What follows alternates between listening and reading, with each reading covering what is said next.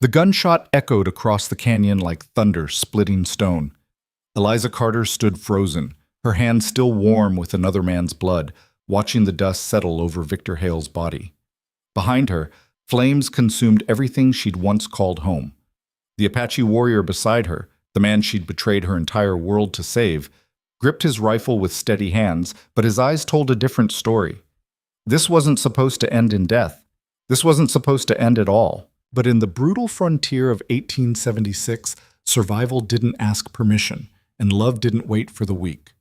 If you want to know how a rancher's daughter became an outlaw, how a forced marriage turned into a war, and how love can burn hotter than frontier justice, stay with me until the end. Hit that like button and drop a comment with your city so I can see how far this story travels. The cattle were dying. Eliza Carter stood at the edge of the eastern pasture, watching the sun bleed across a sky that promised no rain. 23 head lay scattered across the cracked earth like broken toys, their ribs casting shadows sharp enough to cut. The drought had stretched into its second year, turning the Carter Ranch from a sprawling testament to frontier ambition into a graveyard of dreams. She was 19 years old, and she could taste failure in the dust that coated her tongue. "Eliza, get back to the house!" Her father's voice carried across the dead grass, rough as the land that was killing him. Thomas Carter had been a big man once, broad-shouldered and quick to laugh, the kind of man who'd carved a life out of nothing with his bare hands and stubborn will. But 2 years of watching his cattle die, watching his water dry up, watching his debts pile higher than hay bales, had hollowed him out. Now he was just angles and shadows, a scarecrow in a hat. Eliza didn't move. She watched a vulture circle overhead, patient and certain. "Eliza!" She turned slowly, her skirt catching on the thorns of a dead mesquite. Her father stood by the barn, and he wasn't alone. 3 horses were tied to the fence, their coats gleaming with care that spoke of money, real money, the kind that didn't worry about rain. Victor Hale had come calling. Eliza's stomach turned to ice. She walked toward the house with measured steps, her spine straight, her face carefully blank. She'd learned young that showing fear was the same as surrender, and she'd be damned before she gave Victor Hale the satisfaction. The house was small but sturdy, built from timber her grandfather had hauled from the mountains 30 years back. Inside it smelled like coffee and desperation. Her mother, Sarah, stood by the stove with her hands twisted in her apron, her eyes red-rimmed and haunted. Her younger brother, Michael, sat at the table, 12 years old and already learning that sometimes being poor meant swallowing your pride until you choked. Victor Hale sat in her father's chair. He was a handsome man in the way that predators were handsome, sleek and well-fed, with dark hair touched with silver at the temples and eyes that calculated value in everything they touched. He owned the largest ranch in 3 counties, controlled the bank in Silver Creek, and had his fingers in enough pockets that most men called him Sir without being asked. He smiled when Eliza entered, and it didn't reach his eyes. "Miss Carter, you're looking well despite the hardship." Eliza nodded once, not trusting her voice. She moved to stand beside her mother, close enough to feel her trembling. "We were just discussing business," Victor continued, his voice smooth as oiled leather. "Your father and I have known each other a long time. I'd hate to see him lose everything over something as simple as debt." Thomas Carter looked like a man watching his own execution. "Mr. Hale has been generous enough to offer a solution." "More than generous," Victor corrected gently. "I'm offering salvation." The word hung in the air like smoke. Eliza's mother made a small, broken sound. "The bank holds the note on this property," Victor said, addressing Eliza directly now. $12,000, give or take. With the drought, with the market what it is, this land isn't worth half that. Your father can't pay. In 3 weeks, the bank will foreclose and everything you've built here will go to auction." He paused, letting the weight settle. "I could buy that debt. I could make it disappear." "In exchange for what?" Eliza's voice came out steadier than she felt. Victor's smile widened. "In exchange for your hand in marriage." The room tilted. Eliza heard her mother sob, heard her father's chair creak as he shifted his weight, heard her own heartbeat pounding in her ears like distant thunder. "You can't be serious," she whispered. "I'm always serious about business, Miss Carter, and make no mistake, this is business." You're young, healthy, reasonably attractive. You'd make a suitable wife. Your family keeps their home, your father keeps his dignity, and everyone benefits. He leaned back, supremely confident. It's the best offer you're going to get. She needs time to think, Thomas said hoarsely. Of course. Victor stood, adjusting his cuffs with practiced ease. Take the evening, but I'll need an answer by tomorrow noon. The bank doesn't care about sentiment, Thomas. Only money. He crossed to Eliza, standing close enough that she could smell his cologne, something expensive and cloying. I would be good to you, he said softly, for her ears alone. You'd want for nothing. All I ask in return is obedience and discretion. Surely that's not too high a price for your family's survival. Then he was gone, his men trailing behind him like shadows. The silence he left was suffocating. Eliza, her father started. She held up a hand, cutting him off. She couldn't look at him, couldn't look at any of them. If she did, she'd shatter, and she couldn't afford to break. Not yet. I'm going to check the north fence, she said, her voice hollow. Eliza, we need to talk about this. Tomorrow, she said. You'll have your answer tomorrow. She walked out before anyone could stop her. Months. Chapter 2. The storm, the north pasture stretched out like a sea of failure, empty of cattle, empty of hope. Eliza saddled Tempest, her mare, a wedding gift from her parents on her 16th birthday, back when they could still afford gifts. The horse was the one thing that was truly hers, the one piece of her life that answered to no one's needs but her own. She rode without direction, letting Tempest pick the path while her mind spun in circles. Marriage to Victor Hale meant security. It meant her family kept their home. It meant her mother wouldn't have to watch everything she'd built crumble. It meant Michael would grow up with a roof over his head. It also meant belonging to a man who looked at her like she was property to be acquired. It meant a lifetime of carefully measured words and calculated smiles. It meant dying slowly, piece by piece, until nothing remained but a shell that said, yes, sir, and no, sir, and never, ever caused trouble. The sun was setting, painting the western sky in shades of blood and gold. In the distance, clouds gathered, dark and heavy, promising a storm that probably wouldn't break the drought, but might at least clear the air. Eliza laughed bitterly. Even the weather was a tease out here. She should turn back. The storm was coming fast, the kind that turned the world sideways and made navigation impossible. But going back meant facing her family, meant seeing the hope and desperation in her mother's eyes, meant hearing her father's broken voice as he tried to convince her that selling herself was the noble choice. So she rode on. The wind picked up, carrying the smell of rain and ozone. Thunder rumbled, low and threatening. Tempest's ears flicked nervously, but Eliza pressed forward, chasing the horizon like she could outrun her fate. The storm hit like a fist. One moment the world was twilight and wind. The next, it was chaos. Rain so thick she couldn't see 3 feet ahead. Lightning that turned the landscape into stuttering snapshots of reality. Thunder that felt like the sky was tearing apart. Tempest screamed and reared. Eliza, caught off guard, felt the rain slip through her fingers. She grabbed for the saddle horn, missed, and then she was falling, the ground rushing up to meet her with brutal certainty. She hit hard, the impact driving the air from her lungs. Pain exploded through her shoulder.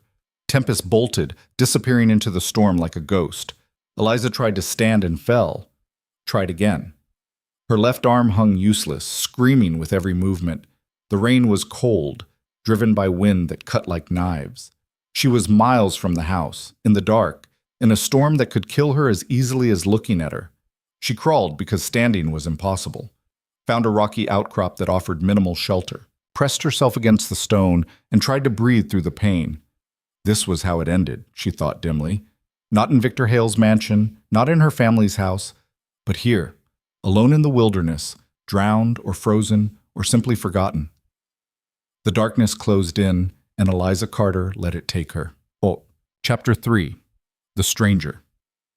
She woke to smoke and warmth. Eliza's eyes opened slowly, her mind struggling to make sense of what she was seeing. She was lying on soft furs near a small fire. The smoke rose through a hole in what appeared to be a hide shelter, carefully constructed to shed rain. The storm still raged outside, but here it was dry, almost peaceful. She tried to sit up and gasped as pain lanced through her shoulder.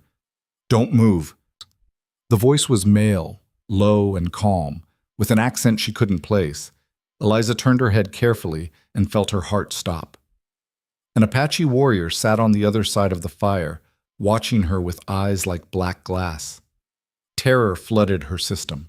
Every story she'd ever heard, every whispered warning, every nightmare that frontier children grew up with. They all screamed at her to run, to fight, to do something other than lie here helpless.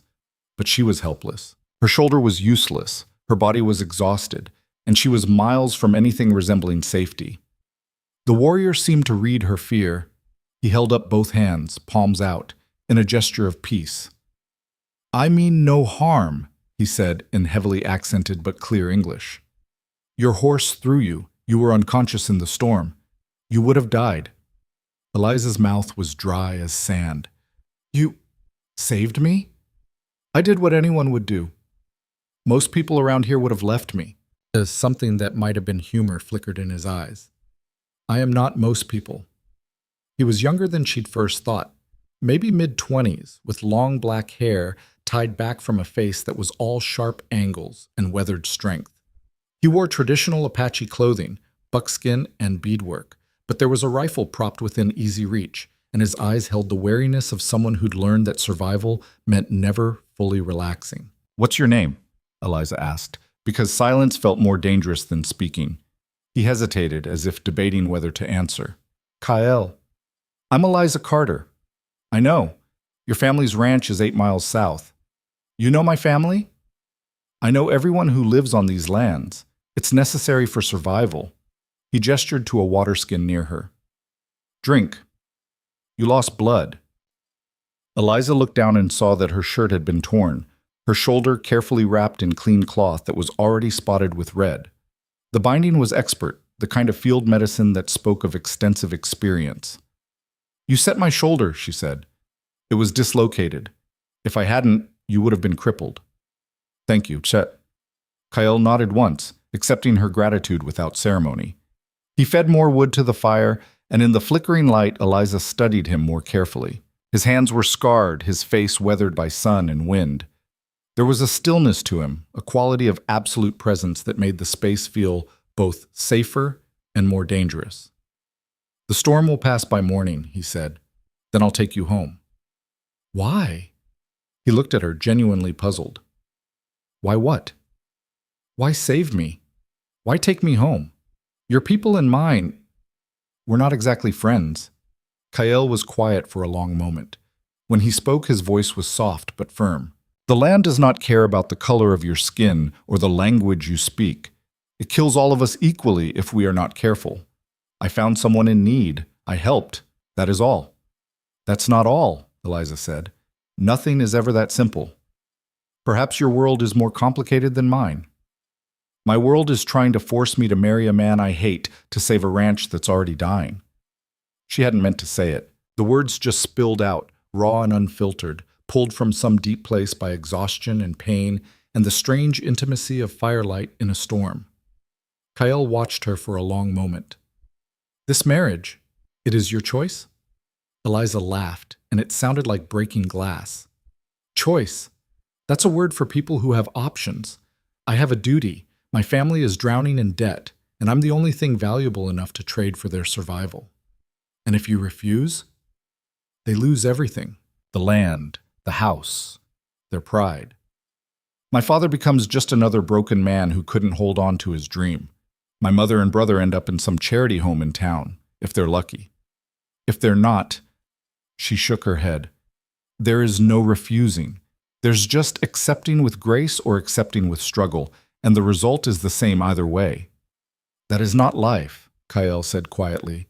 "That is slow death. Welcome to civilization." He smiled, but there was sadness in it. "I know something of being forced into circumstances not of my choosing. My people were moved from our ancestral lands, pushed onto reservations, told to farm like white men and pray to white gods. We were given a choice too, accept or die fighting. Many chose to die. And you?" "I chose to live, but on my terms, not theirs. I left the reservation. I live as my grandfather lived, as his grandfather lived. Free, even if that freedom means being hunted." "Aren't you afraid?" every day. But I am more afraid of being caged. Eliza felt something shift inside her chest, recognition maybe, or resonance. Here was someone who understood that some prices were too high, even for survival. Your family, Kyle said. They know you are missing? They'll assume I took shelter from the storm. They won't start searching until morning. Then rest. You are safe here. Eliza wanted to argue, wanted to insist that she couldn't possibly sleep in a stranger's shelter, that propriety and common sense demanded she stay awake and alert. But exhaustion pulled at her like a tide, and the warmth of the fire was so inviting after the cold rain. Her eyes drifted closed. Just before sleep took her, she heard Kyle's voice, soft as smoke. No one should be forced to trade their freedom for survival, not even in the white man's world. Chapter 4. Morning Light. Dawn came gentle, the storm's fury spent. Eliza woke to birdsong and the smell of cooking meat. Her shoulder ached, but the sharp edge of pain had dulled to something manageable. Kyle was crouched by the fire, turning what looked like rabbit on a makeshift spit. He glanced at her when she stirred. How do you feel? Like I was thrown from a horse and slept on rocks. She sat up carefully, testing her range of motion. But alive, which is better than the alternative. He offered her water and a portion of the rabbit. Eliza hesitated. She'd been taught that accepting food from an Apache was dangerous, that it created obligations that could be exploited. But then she remembered that this Apache had saved her life, set her shoulder, and kept her warm through a storm that could have killed her. She took the food. They ate in companionable silence, and Eliza found herself studying the camp more carefully. It was temporary, clearly, designed to be broken down and moved quickly. Everything had a purpose. Nothing was wasted. It was the camp of someone who traveled light because staying in one place too long was deadly. You live alone? She asked. Mostly. Sometimes I meet with others who chose freedom over the reservation. We trade news, supplies, but we cannot gather in large numbers. Your government considers us hostile. Are you? Kyle looked at her steadily. If someone tried to cage you, Eliza Carter, would you go peacefully? No. Then you understand. She did, more than she wanted to. After they finished eating, Kyle kicked dirt over the fire and began breaking down the camp with practiced efficiency. Within minutes, there was almost no sign anyone had been there at all. I found your horse, he said. She was sheltering in a canyon not far from here. I brought her back. Relief flooded through Eliza. Is she hurt? Scared, but sound. You trained her well. She didn't run far. Tempest was tied to a scrub oak, looking bedraggled but unharmed. She nickered when she saw Eliza, and Eliza felt tears prick her eyes. One piece of her life, at least, was still intact. Kale helped her mount, his hands steady and impersonal. Despite the intimacy of the night before, there was a careful distance between them now, the distance required between people from different worlds. They rode in silence, Kyle leading the way on a paint horse that moved like water over stones. The landscape looked different in daylight, less hostile but no less harsh. The drought had turned everything brittle and brown, and the storm had done little to change that. As they crested a ridge, the Carter Ranch came into view. Eliza felt her chest tighten. From here, she could see everything, the sagging barn, the empty pastures, the house that looked smaller and more fragile than she remembered. She could see her father's wagon hitched, ready to make the trip to town, ready to deliver her answer to Victor Hale. That's home, she said quietly. Kale studied the ranch, his expression unreadable. It doesn't look like a place worth selling yourself for. It's not the place. It's the people in it. And what about the person you are? Does she not matter? Eliza looked at him, this stranger who'd saved her life, and asked questions that cut too close to the bone. In my world, Kyle, what I want doesn't matter. Only what I can provide. Then your world is broken. Maybe. But it's the only one I have. They rode down the slope in silence. As they approached the house, the door flew open and Sarah Carter ran out, her face a mask of relief and terror. Eliza! Oh, God! Eliza! Then she saw Kyle, and she froze. Thomas Carter appeared behind her, and his hand went instinctively to the rifle propped by the door. It's all right, Eliza called quickly, urging Tempest forward. He helped me. I was thrown in the storm. He saved my life. Her father's eyes narrowed. taking in Kael's appearance, the careful way he sat his horse just outside what might be considered threatening range. "That's so, eh?" Kael inclined his head. "Your daughter would have died in the storm. I did what needed to be done. Now I return her to you, unharmed." "We're grateful," Thomas said, though the word clearly cost him. "Can we offer you—" "No," Kael said simply. "I want nothing but to know she is safe." His eyes found Eliza's, and for a moment the rest of the world fell away. In his gaze she saw understanding, saw recognition, saw something that made her heart beat faster and her breath catch. "Be well, Eliza Carter," he said softly. Then he turned his horse and rode away, disappearing into the landscape like smoke. Eliza watched him go, feeling something she couldn't name settle in her chest. Loss, maybe, or longing, or the terrible weight of a connection that could never be. "Eliza," her father said, "we need to talk." She turned to face her family, and the cage door swung shut. Chapter 5. The Choice. The kitchen felt smaller than ever, cramped and airless. Eliza sat at the table while her mother fussed over her shoulder and her father paced like a caged animal. "He could have killed you," Thomas said for the third time. "Apache raiders have been attacking settlements, burning farms." "He saved my life," Eliza interrupted. "He set my shoulder, gave me shelter, and brought me home. If he wanted to hurt me, he had all night to do it. You can't trust them." "I can't trust anyone, apparently, not even my own family." The words hung in the air like smoke. Sarah's hand stilled on Eliza's shoulder. Thomas stopped pacing. "That's not fair," her mother whispered. "Isn't it?" Eliza looked at them both, these people she loved, these people who were asking her to sacrifice herself on the altar of their survival. "You want me to marry a man I don't love? To save a ranch that's already dying? You want me to smile and say, 'Yes, sir,' and spend the rest of my life being owned? And you're calling it duty, calling it noble." "It's survival," Thomas said harshly. "That's all any of us have out here, survival. You think I like this? You think I wanted this for you? But the bank doesn't care about what we want, Eliza. In 2 weeks, they'll take everything, everything. And then what? Where do we go? What do we do?" "I don't know," Eliza admitted. "But I know that selling me isn't the answer." "Then what is?"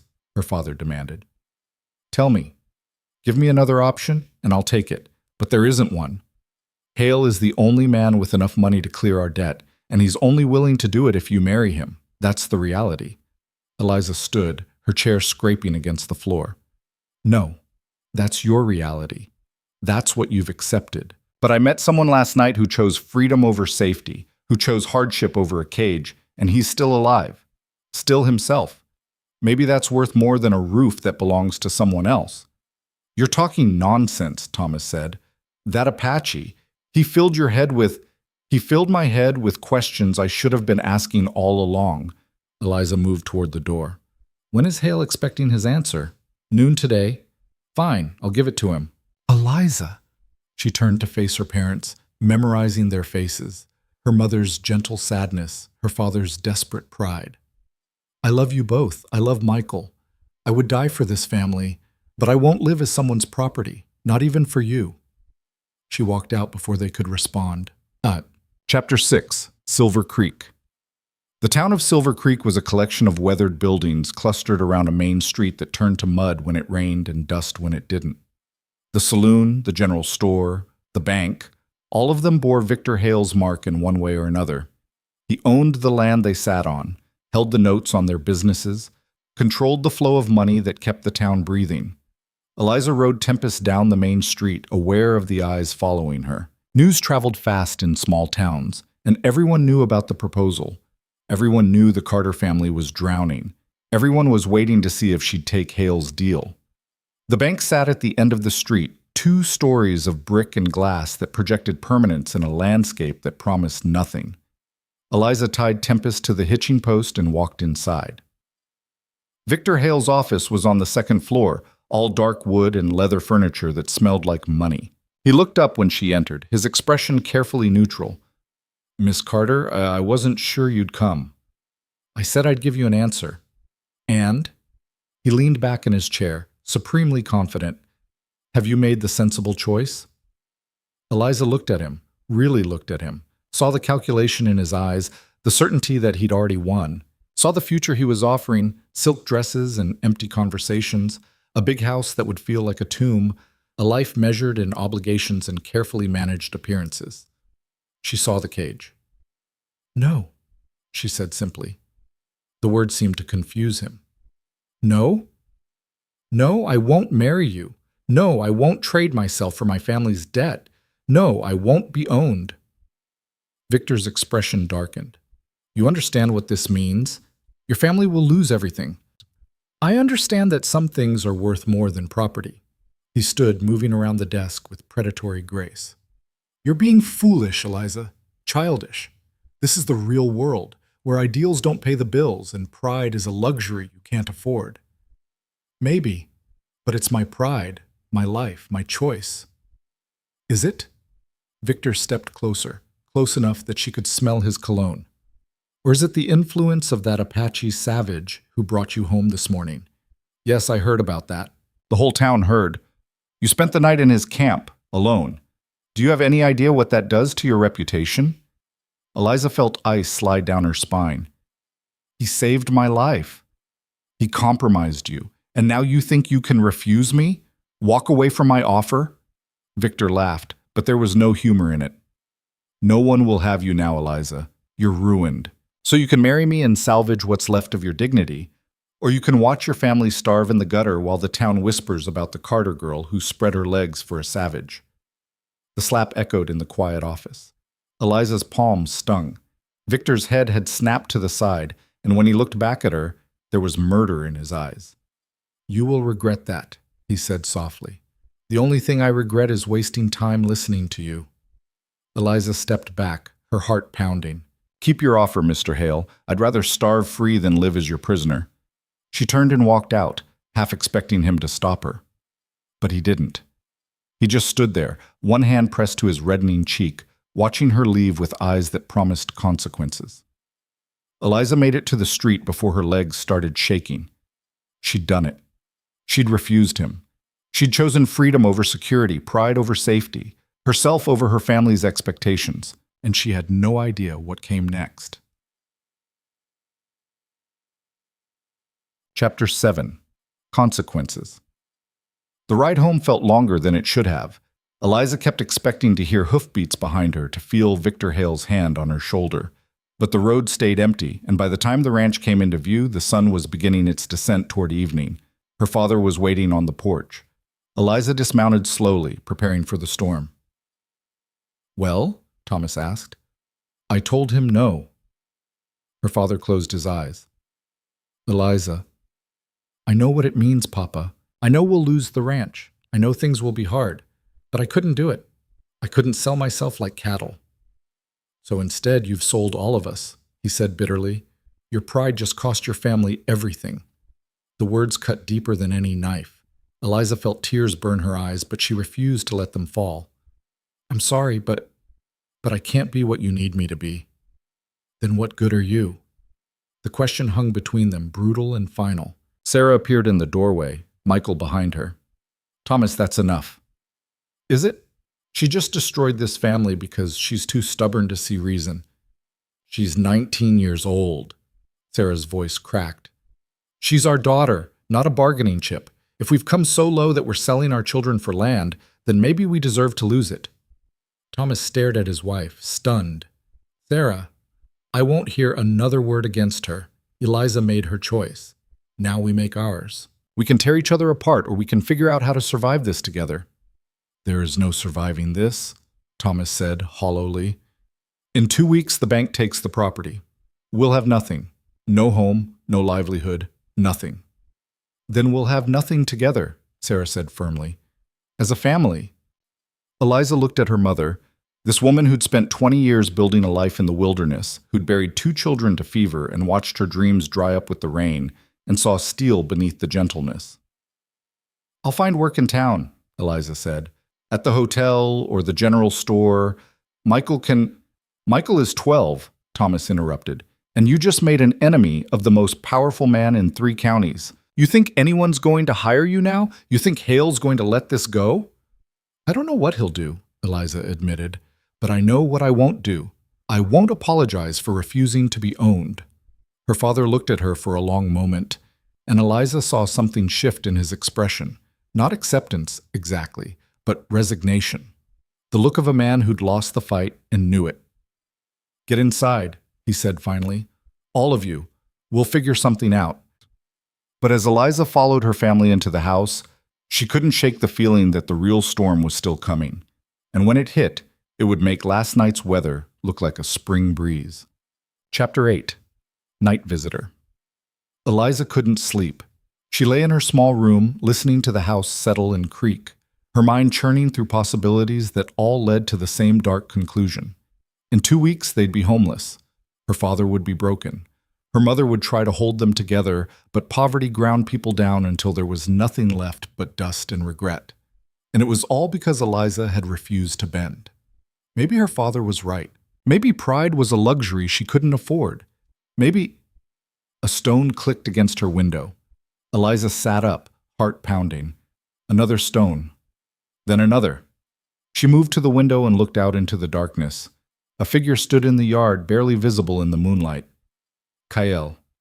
Eliza's breath caught. She glanced at her door, closed, her family asleep, then carefully opened the window. "What are you doing here?" she whispered. "I needed to see that you were all right." "Why wouldn't I be?" Even in the darkness, she could see him shake his head. "I heard what happened in town. About your refusal. About Hale's threats." "How did you—" "I have ears in many places. The Apache who work in town, who serve in the houses of the wealthy, they are invisible to men like Hale, but they see everything, they hear everything, and they talk to me." Eliza felt something warm settle in her chest. "You're checking up on me. I'm making sure you weren't punished for choosing freedom. Just my family's financial ruin, nothing serious." Kyle was quiet for a moment. "Come down." "I can't, please." There was something in his voice, urgency, maybe, or concern, that made Eliza's protests die in her throat. She grabbed her shawl and slipped out of her room, moving through the dark house with practiced silence. Kyle waited by the barn, a shadow among shadows. When Eliza approached, he gestured for her to follow, leading her away from the house to a place where they could talk without being overheard. "You shouldn't have refused him," Kyle said without preamble. Eliza bristled. "You told me freedom was worth fighting for. I told you freedom comes with a price. I didn't tell you to start a war you can't win." He ran a hand through his hair, frustrated.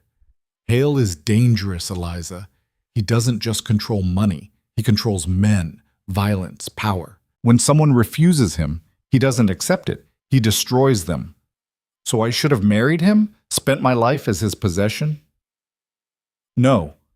Cale's voice was fierce. "But you should have been prepared for what comes next.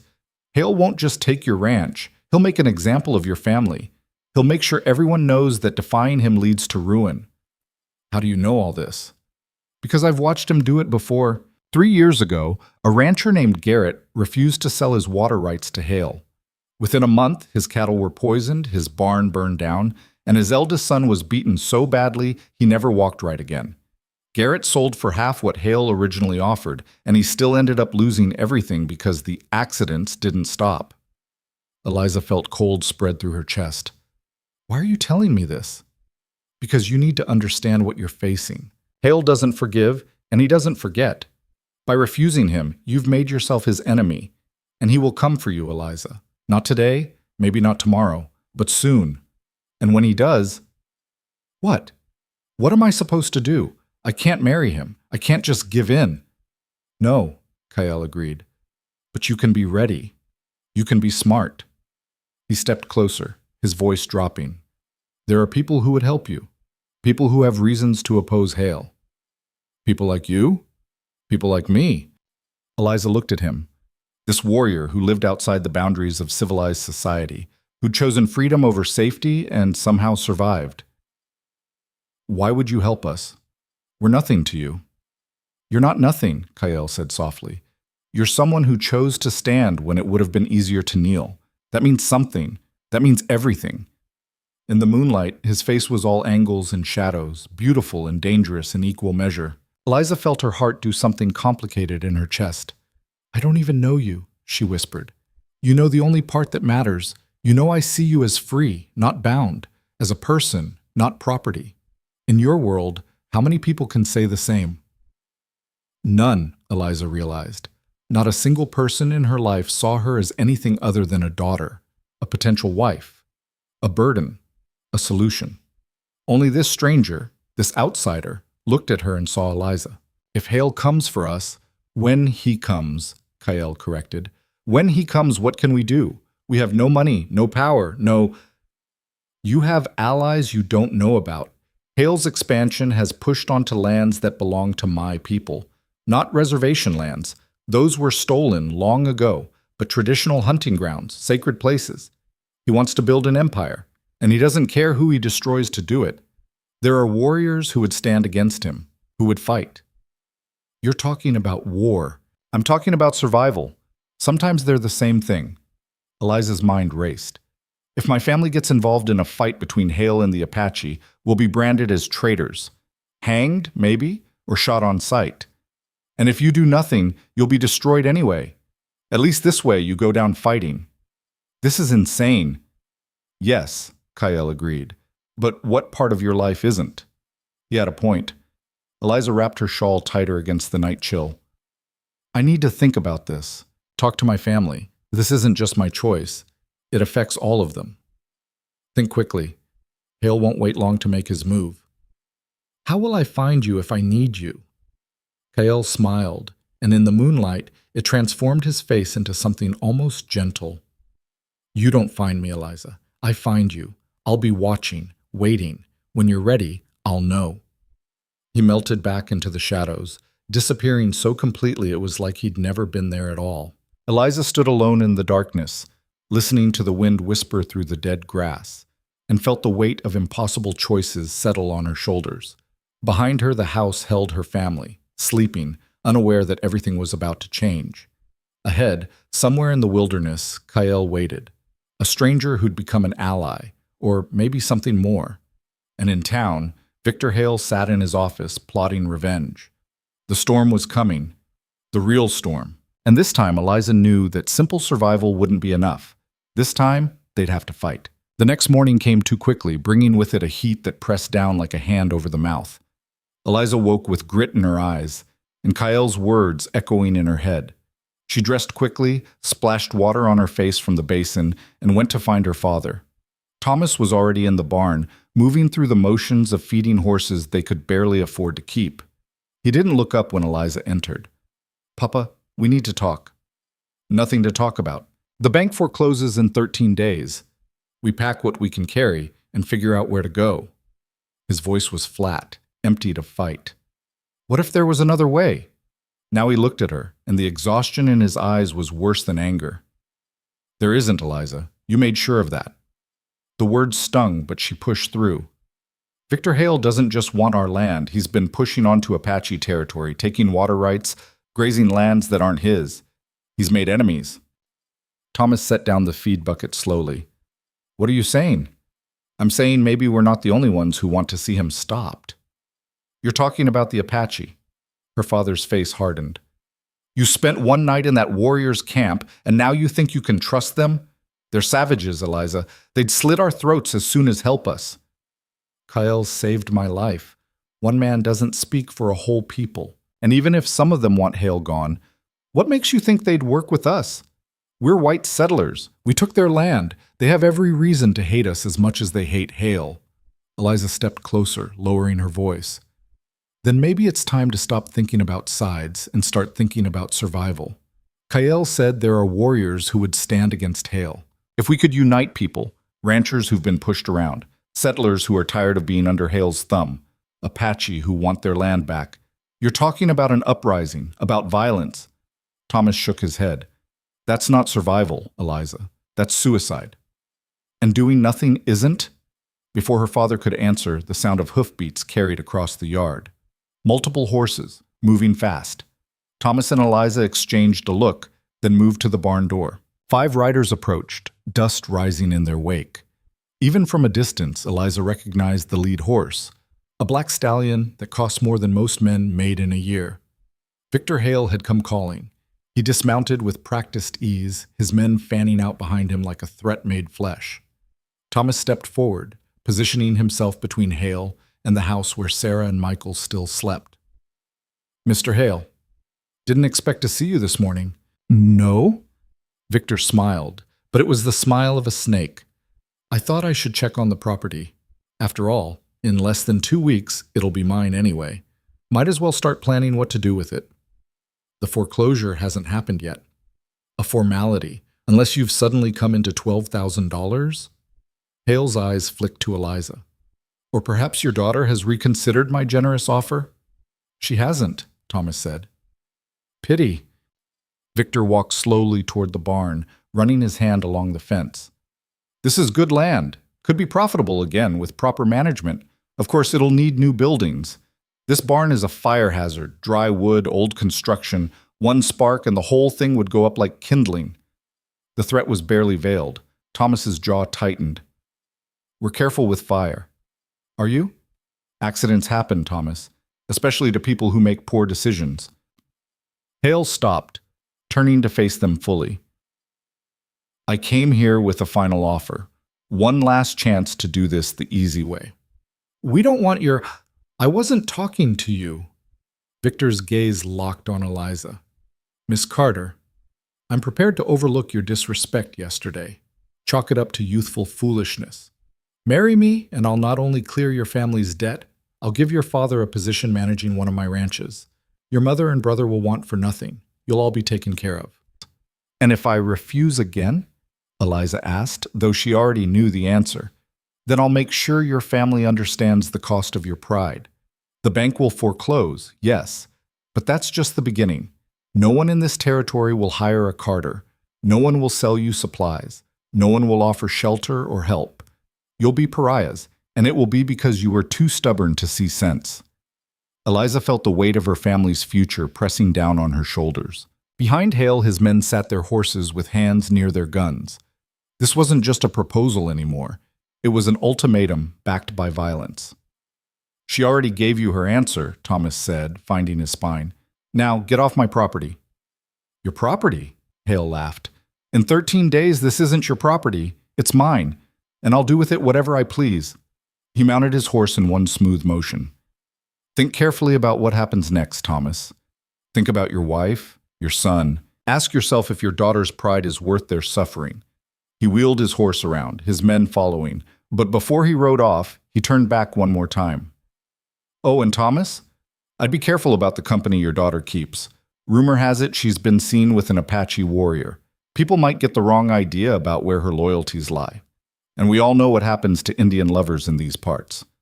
The threat hung in the air like smoke. Then Hale and his men were gone, leaving only dust and the smell of fear. Thomas turned on Eliza, his face flushed. "He knows. About Kyle. About you spending the night in his camp. Nothing happened. It doesn't matter what happened. It matters what people think happened. Hale's going to spread it around town that you're compromised, ruined. No decent man will touch you now." "I don't want a decent man. I don't want any man who thinks he can own me." "This isn't about what you want." Thomas's voice cracked. "This is about survival, about keeping this family alive, and you're throwing it all away for what? For pride? For some Apache warrior you barely know?" "For freedom," Eliza shot back. "For the right to choose my own life." "Freedom?" Her father laughed bitterly. "You want to know what freedom gets you out here? A bullet in the back, a noose around your neck, a shallow grave in the desert. That's what freedom costs, Eliza. Everything." They stood facing each other in the morning heat, the gap between them wider than the drought-cracked earth. Sarah appeared in the doorway, Michael at her side. "What's going on? I heard shouting." "Nothing," Thomas said roughly. "Just reality catching up with us." He turned and walked toward the house, his shoulders bent like he was carrying a weight that would break him. Eliza wanted to call after him, to explain, to make him understand, but the words wouldn't come. How could she explain that marrying Hale would kill something essential inside her? That some cages were worse than death? She couldn't. So she stayed silent and watched her father walk away. Sarah crossed the yard slowly, her eyes searching Eliza's face. "He's scared," she said quietly. "We both are. Not just of losing the ranch, but of losing you." You won't lose me, Mama. Won't we? You're talking about standing with the Apache against one of the most powerful men in the territory. That's not a fight we can win, Eliza. That's a fight that gets us all killed. So we should just surrender? Let Hale take everything? Maybe taking everything is better than taking our lives. Sarah reached out, touching Eliza's cheek with work-worn fingers. I know you think you're being brave, but sometimes the bravest thing is knowing when to bend so you don't break. And sometimes bending is the same as breaking, just slower. Sarah's eyes filled with tears. I won't lose another child. I buried 2 babies to fever. I won't bury you to pride. The words cut deeper than any of her father's anger. Eliza pulled her mother into an embrace, feeling her shake with silent sobs. I'm not trying to get myself killed, Mama. I'm trying to find a way for all of us to live, really live, not just survive. Those might be the same thing out here, baby. And if they're not, if there's a difference, it might not be worth dying to find out. They held each other in the yard while the sun climbed higher and the heat pressed down, and somewhere in the distance, vultures circled over something dead. The day passed in tense silence. Thomas wouldn't look at Eliza. Michael asked questions no one wanted to answer. Sarah cooked meals no one had appetite for. The weight of the coming foreclosure hung over everything like storm clouds that refused to break. As evening approached, Eliza saddled Tempest and rode out without telling anyone where she was going. She half expected her father to stop her, but he just watched from the porch, his face unreadable. She rode north toward the rocky hills where Kyle had brought her home 2 days ago. She had no idea if he'd be there, no way to send word, but he'd said he'd be watching, and somehow she believed him. The sun was setting when she saw the smoke, a thin trail rising from behind an outcrop of red stone. Eliza guided Tempest toward it and found Kyle sitting by a small fire, roasting what looked like prairie hen. He looked up as she approached, but didn't seem surprised. I wondered when you would come. Eliza dismounted, her legs unsteady. Hale came to the ranch this morning, made threats, made it clear that if I don't marry him, he'll destroy my family completely. And you're here instead of accepting his proposal. That tells me you've made your choice. Have I? Eliza sat across from him, grateful for the fire's warmth as the desert air cooled. Because right now it feels like I'm choosing between different kinds of destruction. Marry Hale and lose myself. Refuse him and lose my family. Fight him and lose everything, including probably our lives. Those are the only options your world sees, Kyle said. But there's a 4th path, the one I told you about. Unite with the Apache, stand together against Hale. Eliza shook her head. My father thinks it's suicide. My mother thinks it's murder. And maybe they're right. Maybe they are. Cale pulled the prairie hen from the fire, dividing it with practiced efficiency. He offered half to Eliza. But I've learned that sometimes the path that looks like death is the only one that leads to life. Eliza accepted the food, though she wasn't hungry. Tell me about your people, the ones who would stand against Hale. Why would they risk themselves for strangers?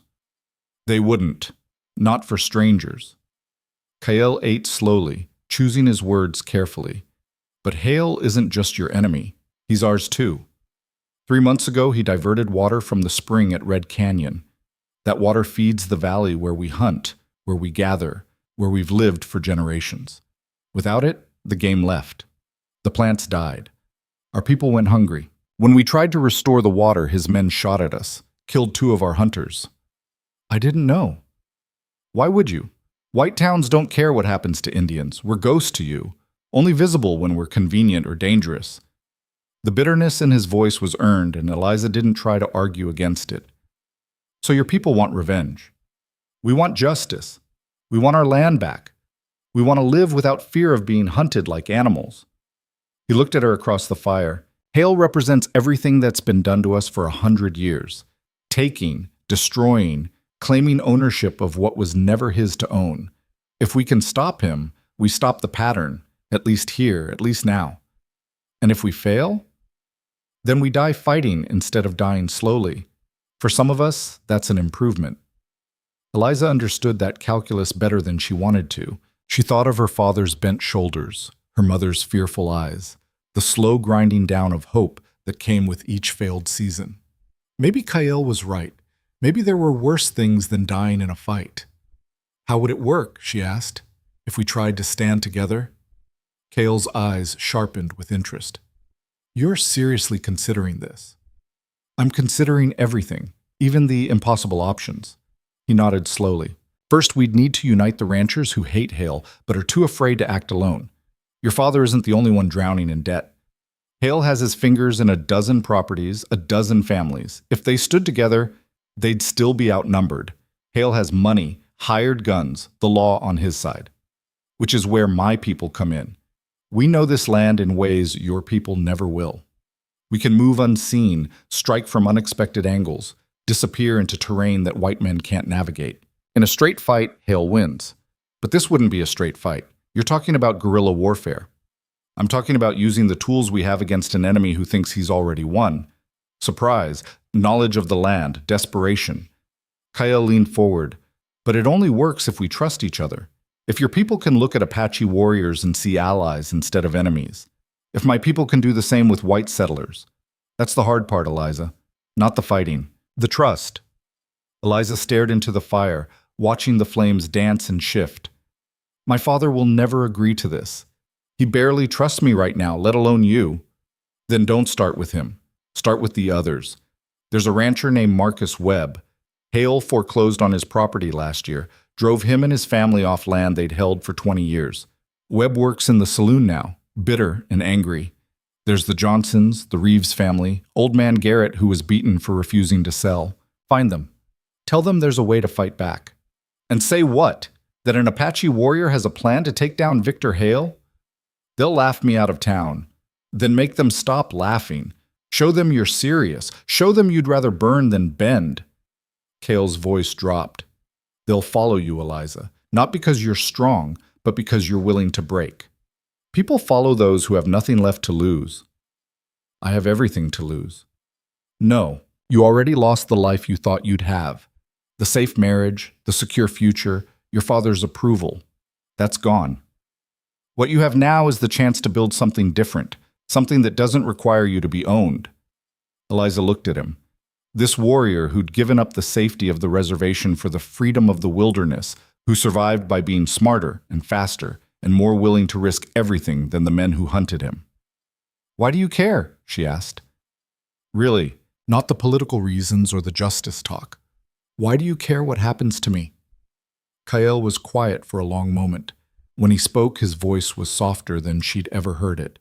Because when I found you in that storm, you were half dead and terrified. And still the first thing you did when you woke up was ask my name. Not demand it, ask. Like I was a person, not a threat. In my whole life, very few white people have looked at me and seen a human being first. You did, from the beginning. That's a low bar for caring about someone. Maybe, but in my world, the bar is low for a reason. Most people don't clear it. He smiled and it transformed his face. Besides, you slapped Victor Hale. Anyone brave enough or foolish enough to do that deserves at least a little support. Despite everything, Eliza laughed. It felt good, like releasing pressure from a wound. That might be the stupidest thing I've ever done. Or the smartest. Time will tell. They sat in companionable silence as the stars emerged overhead, scattered across the sky like spilled diamonds. The desert night sang with insects and distant coyotes, and for a moment, Eliza could pretend that the world was simple. Just two people by a fire, sharing food and conversation. But the world wasn't simple, and morning would bring hard choices. If I do this, Eliza said finally, if I try to bring people together, to organize some kind of resistance, Hale will come for me. Hard and fast. He won't wait for the foreclosure. He'll make an example. Yes, Kyle agreed. He will. So I'll be putting a target on my back, on my family's backs. You already have. The moment you refused him, you became his enemy. At least this way, you're an enemy with allies. Eliza stood, brushing dust from her skirt. I need to think about this. Talk to some people. See if there's any chance of this working before I commit my family to a war. Hale rose as well, moving with that fluid grace that made him seem part of the landscape. Be careful who you talk to. Hale has ears everywhere. One word to the wrong person, and you'll wake up with a rope around your neck. Comforting. I'm not here to comfort you. I'm here to help you survive. He stepped closer, close enough that she could see the flecks of gold in his dark eyes. But if you do this, Eliza, if you choose to fight, I'll stand with you. My people will stand with you. You won't face this alone. The promise settled over her like a cloak, warm and heavy with responsibility. How will I reach you when I decide? Come here at sunset, any day. I'll find you. He paused. Or if there's immediate danger, light a fire on the northern hill by your ranch. 3 fires in a triangle. I'll come. That's a signal for trouble. Yes. Don't use it unless you mean it. Eliza nodded, memorizing the instructions. Then, on impulse, she reached out and took his hand. His palm was calloused, warm, solid. Thank you, she said, for seeing me, for helping, for giving me an option that isn't just surrender. Kael's fingers tightened around hers briefly.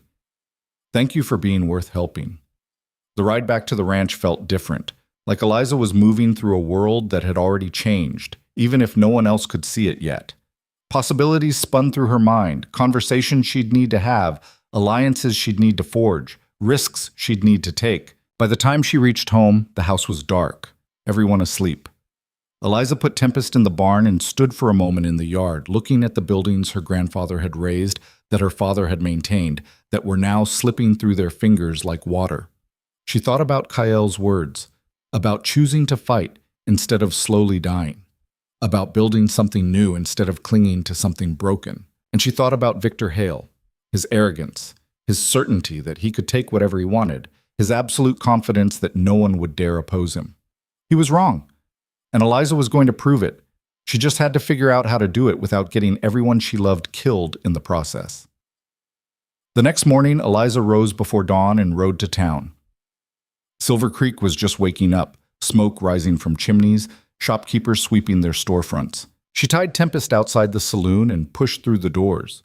Marcus Webb was wiping down tables, his movements mechanical and joyless. He looked up when Eliza entered, and surprise flickered across his weathered face. Miss Carter, bit early for drinking, even for desperate times. I'm not here to drink. I'm here to talk. Marcus set down his rag, studying her carefully. He was maybe 40, worn down by hard luck and harder choices. Eliza had heard he'd been a good rancher once before Hale destroyed him. About what? About Victor Hale. About debt and foreclosures and men who think they own everything, including people. She stepped closer, lowering her voice. About fighting back. Something dangerous kindled in Marcus's eyes. That's treasonous talk, girl. Is it? Or is it just long overdue? Eliza glanced around, making sure they were alone. Hale foreclosed on your ranch, drove you and your family off land you'd held for 2 decades. He did it legal, but that doesn't make it right. And you're not the only one. There are a dozen families in this territory that he's destroyed or is in the process of destroying. What's your point? My point is that alone, we're powerless. He picks us off one by one, and the rest of us watch and do nothing because we're too scared or too proud or too practical to stand together. But what if we stopped being alone? What if we united? Marcus laughed, but there was no humor in it. United how? We're broke, Miss Carter. Broken. What are we going to do, march on his ranch with pitchforks? If necessary, yes. But there are smarter ways to fight. Ways that use his arrogance against him. Eliza leaned in. I know people who would help. People who have as much reason to hate Hale as we do. People who know this land and how to defend it. Understanding dawned in Marcus's expression, followed quickly by horror. You're talking about the Apache. You want to ally with savages against a white man. I want to ally with anyone who'll help us survive. And yes, that includes the Apache. They're not savages, Marcus. They're people who've been pushed and pushed until their backs are against the wall, same as us. Hale diverted their water, killed their hunters. He's everyone's enemy. It's suicide. Worse than suicide, it's treason. You get caught working with Indians, they'll hang you. Hang all of us. And if we do nothing, Hale destroys us anyway. At least this way we go down fighting. Marcus turned away, his hands gripping the bar. For a long moment, he said nothing. Then, my daughter, Emma, she's 14. When we lost the ranch, she had to quit school, start working at the hotel. She scrubs floors 12 hours a day for pennies. That's her life now. That's her future. All because Victor Hale decided our water rights were worth more than our family's livelihood. Then help me change it. Help me build something where Emma has options, where she doesn't have to spend her life on her knees. Marcus looked at her, and Eliza saw the war in his eyes, fear against rage, practicality against desperation. Who else knows about this plan? He asked finally. Right now? Just you. I'm starting small, feeling out who might be willing to stand. I won't bring anyone into this who isn't ready to commit fully. This only works if we trust each other completely. And the Apache. They'd really fight alongside us. They'd fight alongside anyone willing to oppose Hale, the enemy of their enemy and all that. Marcus was quiet again, thinking. Then he straightened, and something in his posture shifted, like a man who'd made a decision that couldn't be unmade. There's a meeting, he said quietly. Informal. A group of ranchers who've been hit by Hale's expansion. We get together once a month, drink, complain, pretend we're not all drowning. Next meeting's in 3 days at the old Garrett place. You should come, talk to them, see if anyone else is crazy enough to consider this. Hope flared in Eliza's chest. You'll vouch for me? I'll introduce you. What you say after that is up to you. But Miss Carter... Marcus's expression was grave. If this goes wrong, it won't just be you who pays the price. Everyone who stands with you will be marked. Their families, their children. Make sure you understand that before you start this. I do. I don't think you do. Not really. You're young. You still think courage and good intentions matter. Out here they don't. Only results matter. Only survival. Then help me make sure we survive. Marcus nodded slowly. 3 days. Sunset. Don't be late. And don't tell anyone where you're going. Hale has spies everywhere. Eliza left the saloon feeling lighter than she had in days. It was a small victory, barely a victory at all. Just one man willing to listen, willing to consider the impossible. But it was a start. She spent the next 3 days quietly spreading word, talking to people her father had mentioned over the years. The Johnsons, who'd lost grazing land to Hale's fences. The Reeves family, whose well had mysteriously dried up after they refused to sell. Old man Garrett, who still limped from the beating Hale's men had given him. Some listened, some laughed, some threatened to report her to the sheriff. But a few, just a few, heard the desperation in her voice and recognized it as their own. When sunset came on the 3rd day, Eliza told her mother she was going to check traps near the northern boundary. Sarah's eyes said she knew it was a lie, but she didn't argue. Thomas had stopped talking to Eliza altogether, too angry and hurt and scared to even look at her. The Garrett place was an hour's ride, a homestead that had been abandoned after Hale's men had made their point. The main house was burned out, but the barn still stood, dark and skeletal against the evening sky. Eliza approached slowly, watching for movement. She counted 5 horses tied outside, more than she'd expected. Hope and fear warred in her chest. Inside, lanterns cast flickering shadows. Marcus Webb stood near the door, and when he saw Eliza, he nodded once. Around the barn's interior, people sat on bales of hay or leaned against posts. Eliza recognized most of them, ranchers, farmers, people who'd been ground down by circumstance and Victor Hale's ambition. Everyone, Marcus said, his voice carrying in the quiet space. This is Eliza Carter.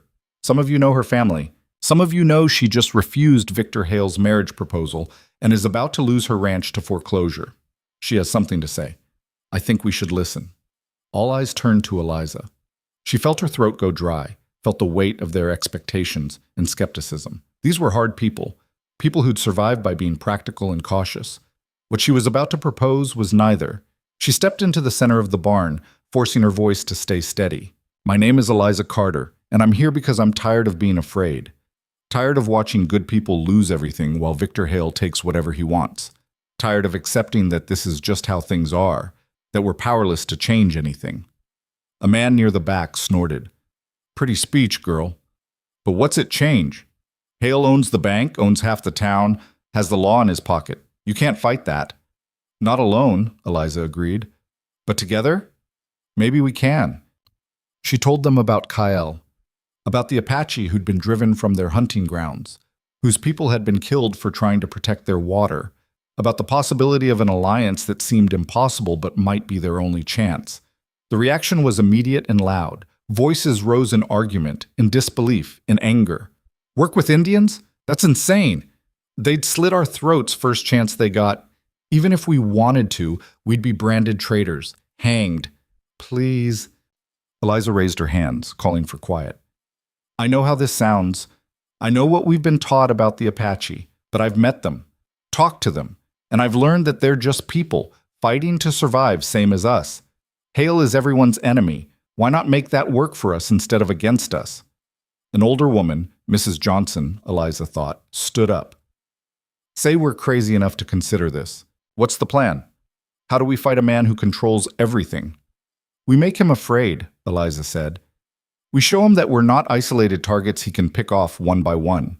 We unite, ranchers, settlers, Apache, and we defend our land, our water, our rights. We make it too costly for him to keep taking from us. That's war, someone said. Yes, Eliza agreed, but we're already in a war. We just haven't been fighting back. The barn erupted in debate. Eliza listened to the arguments, the fears, the desperate hope in voices that had almost forgotten what hope sounded like. Finally, Old Man Garrett spoke. He'd been quiet until now, sitting in the shadows with his twisted legs stretched out. When he talked, everyone listened. I know what Hale's capable of. His men beat me so bad I'll never walk right again. Left me in the dirt like garbage while they laughed. And you know what the law did? Nothing. Because Hale owns the law. He paused. But this girl is right about one thing. Alone, we're nothing. We get crushed, and no one cares. But together, if we're really willing to stand together, maybe we got a chance. Maybe not a good chance, but better than no chance at all. The silence that followed was heavy with possibility. Marcus looked at Eliza. If we do this, if we agree to at least meet with your Apache friend, what happens next? What's the actual plan? Eliza took a breath. First, we talk, build trust, figure out who's willing to commit and who's not. Then we identify targets. Hale's operations that we can disrupt without getting ourselves killed. His water diversions, his illegal fencing, his hired guns. We make him bleed money and resources until fighting us costs more than leaving us alone. And when he retaliates? Because he will. We'll be ready. We'll have numbers, knowledge of the land, and most importantly, we'll have nothing left to lose. That makes us more dangerous than he realizes. The meeting went long into the night. Not everyone agreed. Some left, shaking their heads at the madness. But 6 stayed. 6 people willing to at least hear more, to meet with Kyle, to consider the impossible. It wasn't much, but it was enough to start. As Eliza rode home under a sky full of stars, she felt something she hadn't felt in weeks. Hope. Fragile, dangerous hope that maybe, just maybe, there was a way through this that didn't end in complete destruction. She had no idea that Victor Hale already knew about the meeting, that one of the ranchers who'd walked out had gone straight to Hale's office, trading information for the promise of leniency when the foreclosures came. She had no idea that the storm she'd been trying to prepare for was already here, gathering strength, ready to break. And she had no idea that in less than 48 hours, everything would change, violently, irrevocably, in ways that would transform her from a rancher's daughter into something else entirely. Something that Victor Hale would learn to fear. The betrayal came faster than Eliza expected. She'd barely made it back to the ranch when she saw the smoke, thick, black, rising from somewhere beyond the northern pasture. Her heart lurched. She kicked Tempest into a gallop, racing toward the column of darkness that stained the twilight sky. The old line shack was burning. Flames consumed the wooden structure that her grandfather had built 40 years ago, that had sheltered countless cowboys during roundups, that held tools and supplies they couldn't afford to replace. The fire roared like a living thing, hungry and unstoppable. Thomas and Michael were already there, throwing buckets of water that evaporated before they hit the flames. It was useless, and they knew it, but they fought anyway because giving up meant watching everything burn. Eliza jumped from Tempest and grabbed a bucket, joining the futile battle. The heat seared her face, smoke choked her lungs, but she kept throwing water until the shack collapsed in on itself with a crash that sent sparks spiraling into the darkening sky.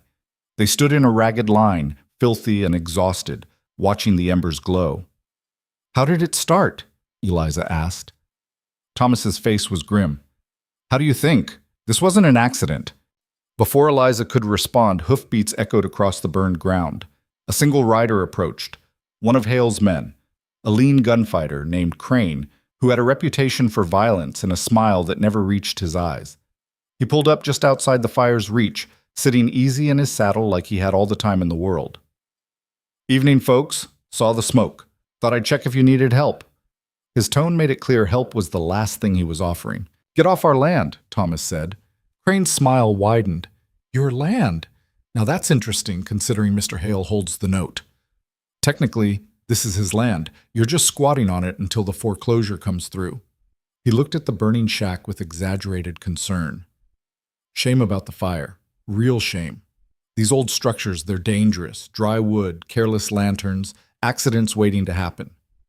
"This was no accident," Eliza said, her voice cold. "You calling me a liar, Miss Carter?" Crane's hand drifted toward his gun. "That's not very friendly, especially considering I'm here with a message from Mr. Hale. He heard about your little meeting at the Garrett place. Heard you've been talking to people, spreading dangerous ideas. He wanted me to remind you that there are consequences for stirring up trouble." Ice flooded Eliza's veins. Someone had talked. Someone at the meeting had gone straight to Hale. "He also wanted me to pass along a warning," Crane continued. "Keep making noise, keep trying to organize resistance, and next time it won't be an empty shack that burns. Could be the barn, the house. Hell, could be people." His eyes found Michael, lingering with deliberate menace. "Be a shame if something happened to the boy." Thomas stepped forward, rage overwhelming caution. "You threatening my son?" "I'm delivering a message. What you do with it is your business." Crane wheeled his horse. "Oh, and Miss Carter, Mr. Hale says you've got until tomorrow noon to reconsider his proposal. After that, all offers are off the table, and the foreclosure proceeds as planned, along with whatever other misfortunes might befall folks who don't know when to quit." He rode off into the gathering darkness, leaving them standing in the smoke and ash. Michael broke the silence, his voice shaking. "Papa, what's happening? Why did that man threaten us?" Thomas didn't answer. He just turned and walked toward the house, his shoulders rigid with fury and fear. Sarah appeared in the doorway as they approached, her face pale. She'd seen the fire, heard enough to understand. When her eyes met Eliza's, there was something in them that cut deeper than any words. Not anger, not blame, but a terrible knowing that everything was about to get worse. That night, the Carter family sat around the kitchen table in silence. No one ate the food Sarah had prepared. No one seemed able to find words for what they were feeling. Finally, Thomas spoke, his voice hollow. "You have to accept Hale's proposal." "Puppet, no. Listen to me, Eliza. This has gone far enough. You tried to fight, I understand that. But he's too powerful, too ruthless. He'll kill us. All of us. And for what? Pride? Principle? Those things don't mean anything if you're dead." "He's right," Sarah said softly. "I know you hate the idea of marrying Hale, baby, but we can survive that. We can't survive what he'll do if you keep fighting." Michael looked between them, his young face struggling to understand. "Can't we just leave? Go somewhere else?" "With what money?" Thomas asked bitterly. "We're broke, son. We've got nothing. No money for travel, no place to go, no prospects. This ranch is all we have, and Hale's taking it. The only question is whether he destroys us completely in the process." Eliza felt the walls closing in. Everything she'd tried to build, every alliance she'd started to forge, every scrap of hope, Hale had crushed it in a single afternoon. He'd shown her exactly how powerless she was, how easily he could hurt the people she loved. "Tomorrow at noon," Thomas said. "You go to town, you find Hale, and you accept. You marry him, save this family, and we figure out how to live with it." "And if I can't?" Eliza's voice came out barely above a whisper. "If I can't live with being owned?" "Then you learn. Because the alternative is watching Michael die in a fire meant for you, watching your mother weep over graves that didn't need to be dug. That's what your pride costs, Eliza. Blood. Your family's blood." The words landed like physical blows. Eliza wanted to argue, to fight, to insist there was another way. But Crane's threat echoed in her mind, the burning shack still visible through the window, and fear had its hand around her throat. She stood, her chair scraping across the floor. I need air. Eliza? Sarah started. I'll be back. I need to think. She walked out before anyone could stop her, into a night that felt suffocating despite the open sky. The smell of smoke still hung in the air, acrid and accusing. Eliza walked until she couldn't see the house anymore, until she was alone with the stars and the crushing weight of impossible choices. She thought about Kyle, about his words that freedom was worth fighting for, that some cages were worse than death. Easy words when it was your own life on the line. Harder when it was your 12-year-old brother facing the flames. She thought about the ranchers at the meeting, the fragile hope that had kindled in that barn. All of it ashes now because Hale knew, because someone had betrayed them before they'd even begun. She thought about tomorrow at noon, walking into Hale's office and saying yes, watching his triumphant smile, feeling the cage door lock forever. Eliza sank to her knees in the dust and let the tears come, hot and bitter and full of rage at a world that gave her no good options, only different kinds of surrender. She didn't hear the footsteps until Kyle spoke. I saw the fire. Eliza's head snapped up. He stood a few yards away, barely visible in the starlight, his rifle slung across his back. You shouldn't be here, she said, wiping at her face. Hale's watching. If anyone sees you, I know about the threats, about Crane's visit. Kyle moved closer, crouching so they were eye level. One of my people was in town when Crane got his orders. We heard. Then you know it's over. Hale knows about the meeting. He's threatening my family. I have to... Her voice broke. I have to marry him. Tomorrow. It's the only way to keep them safe. Is it? Hale's voice was gentle but firm. Or is it just what Hale wants you to believe? He burned our shack as a warning, said next time it could be the house, could be Michael. I won't risk my brother's life. So you'll sacrifice yourself instead. Spend the rest of your days as Hale's possession, letting him break you piece by piece, until there's nothing left of the woman who slapped him in his own office. At least my family will be alive. Will they? Kyle sat fully, crossing his legs. You think Hale's the kind of man who keeps his promises? You marry him, and yes, maybe he doesn't burn your house, but he'll own you completely. He'll use that ownership to control your father, your mother, your brother. He'll have his hand around your family's throat for the rest of their lives. That's not safety, Eliza. That's just a different kind of prison. What else can I do? He's too powerful. We're too weak. The meeting was our only chance, and it's gone before it even started. One meeting failed. That doesn't mean the idea is dead. Kael's eyes glinted in the darkness. After I heard about Crane's visit, I spoke with the warriors I mentioned, told them the time had come to act. They're ready, Eliza. Ready to stand against Hale, to fight for their land and their people. All they need is someone to stand with them, someone to show the white settlers that this fight can be won.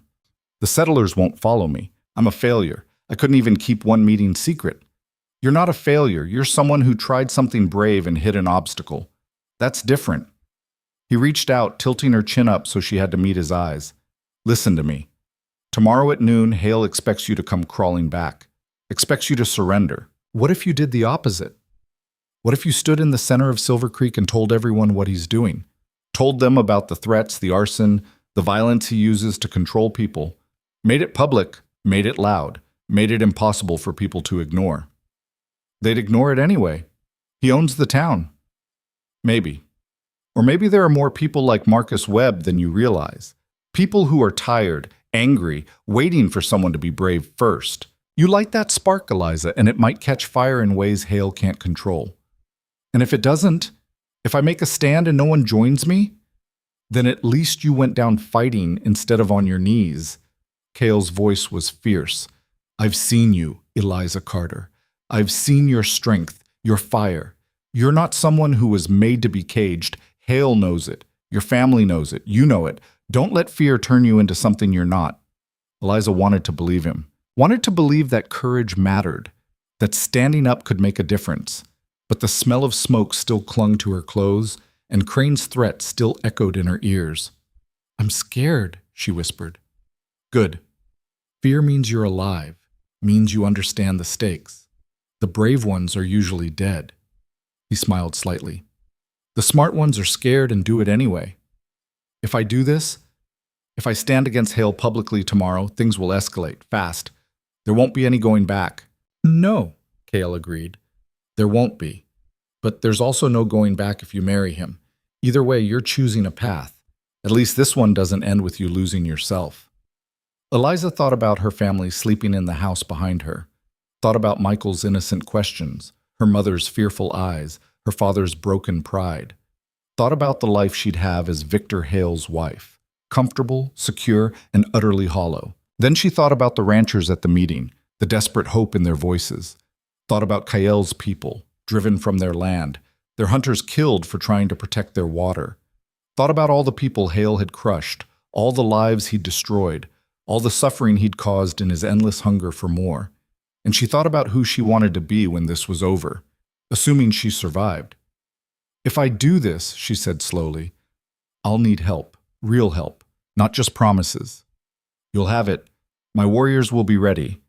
When the time comes, we'll stand with you. How will I know when? You'll know. Trust your instincts. When the moment comes to act, you'll feel it.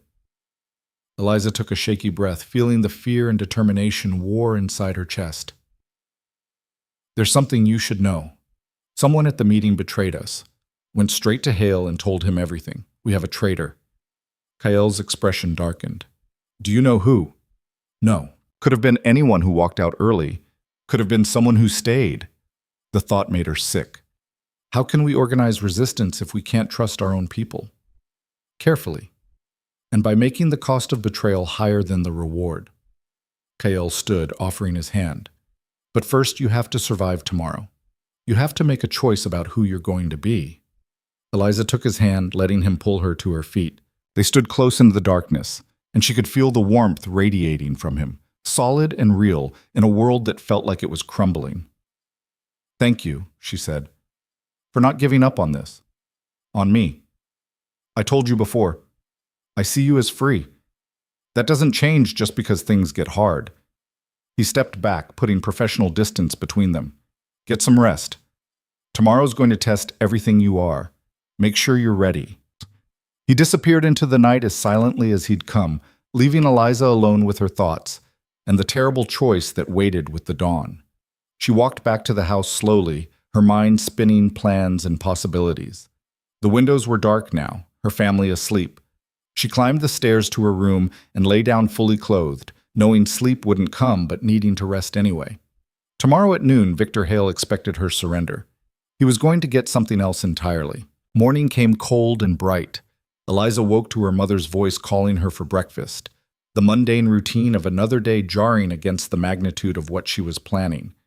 At the table, Thomas avoided her eyes. Sarah kept touching her hand, little gestures of comfort and fear. Michael ate silently, sensing the tension even if he didn't understand its source.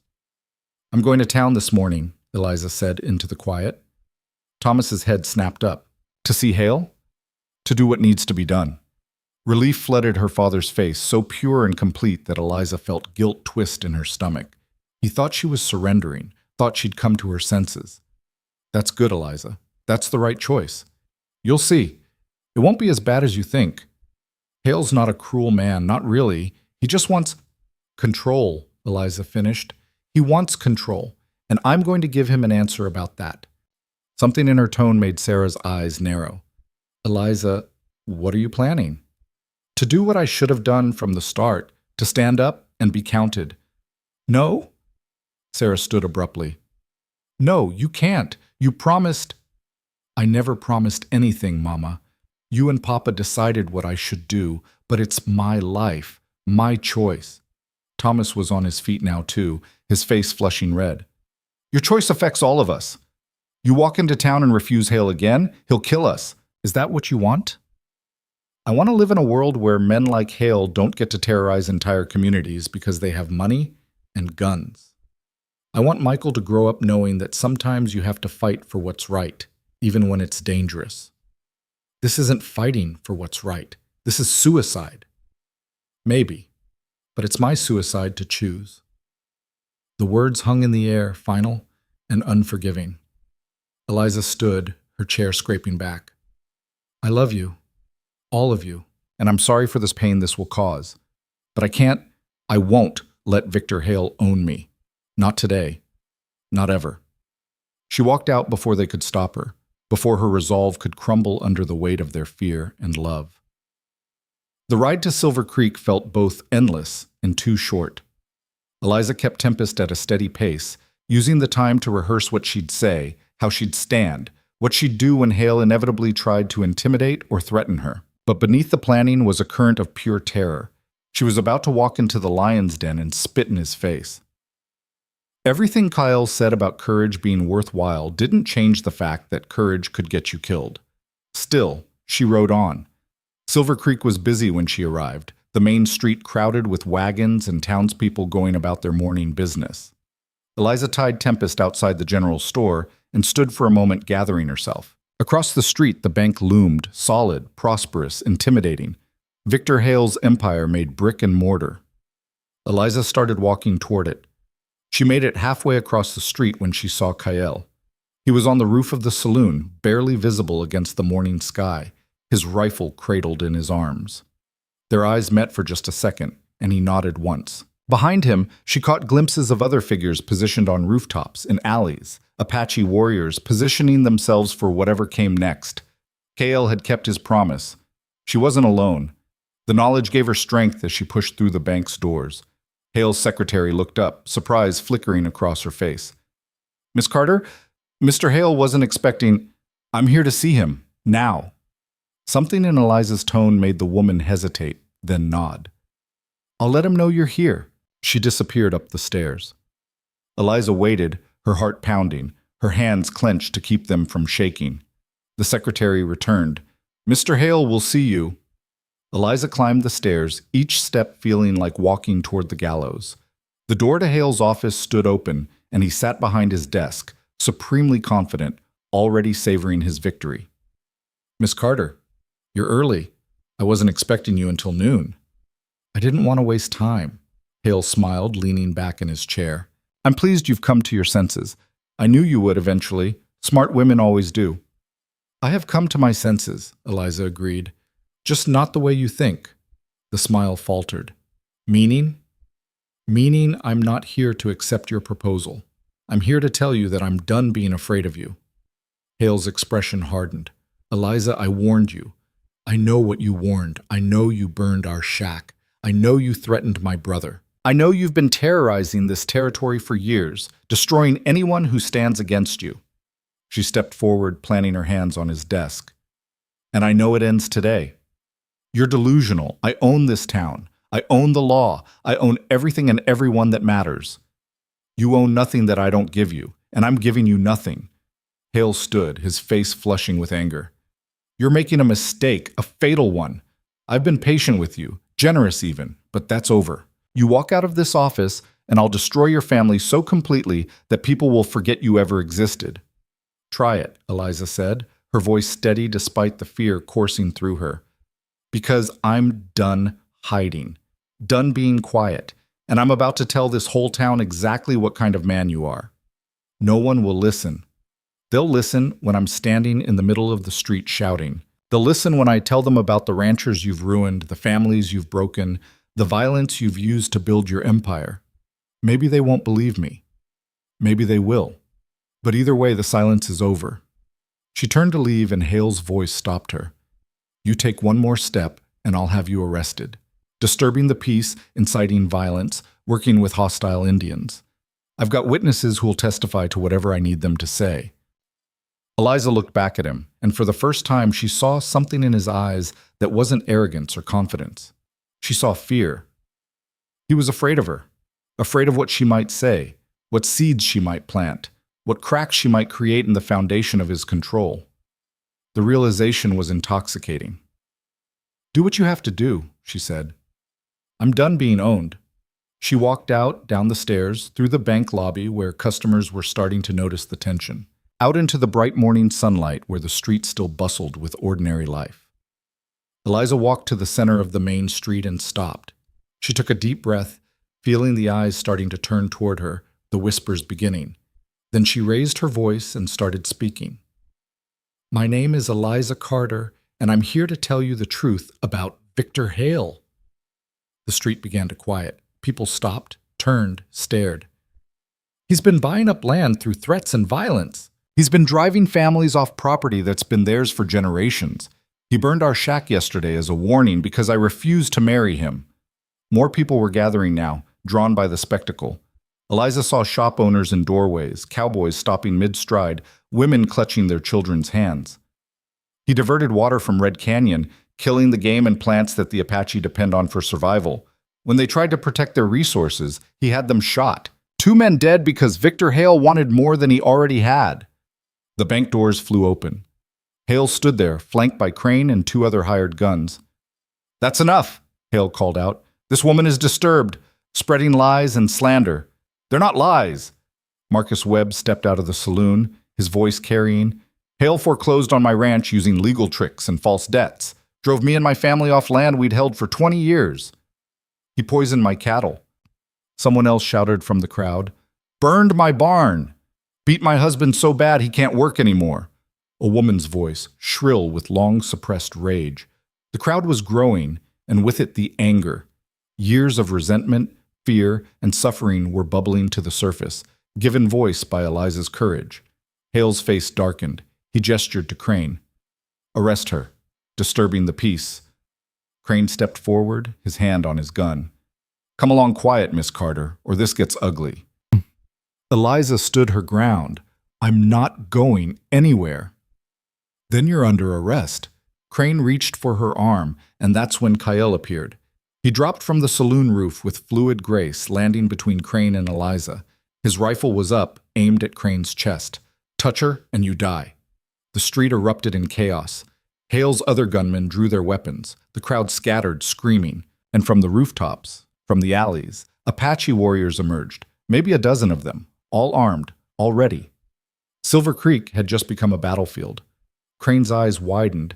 "Indians, we're under attack." "We're not attacking," Cale said clearly. "We're defending. This woman has the right to speak, the right to stand against injustice. You try to silence her, you go through us." Hale's face was purple with rage. "This is an outrage. Sheriff! Where the hell is the sheriff?" The sheriff emerged from his office, took one look at the armed standoff, and very carefully did nothing. He wasn't being paid enough to die for Victor Hale. "Stand down," Hale ordered his men. "All of you stand down. We'll handle this legally." But something had shifted. The crowd hadn't run far. They hovered at the edges of the street, watching, whispering. And in their eyes, Eliza saw something that hadn't been there before. Hope and anger, and the beginning of courage. "This isn't over," Hale said, his voice low and venomous. "Not by a long shot. You've just declared war, Miss Carter, and war is something I'm very good at." "Then bring it," Eliza said, surprising herself with her own steadiness. "Because I'm not backing down. Not today. Not ever." Hale turned and stalked back into the bank. His gunmen followed, shooting murderous looks at Kyle and the Apache warriors. The standoff broke. The warriors melted back into the shadows. Kyle gave Eliza one long look, approval and concern mixed together, then disappeared as quickly as he'd come. The crowd surged forward, voices rising in a cacophony of questions, accusations, support, and fear. Eliza stood in the center of it all, shaking with adrenaline and terror, and something that felt dangerously like triumph. She'd done it. She'd made her stand.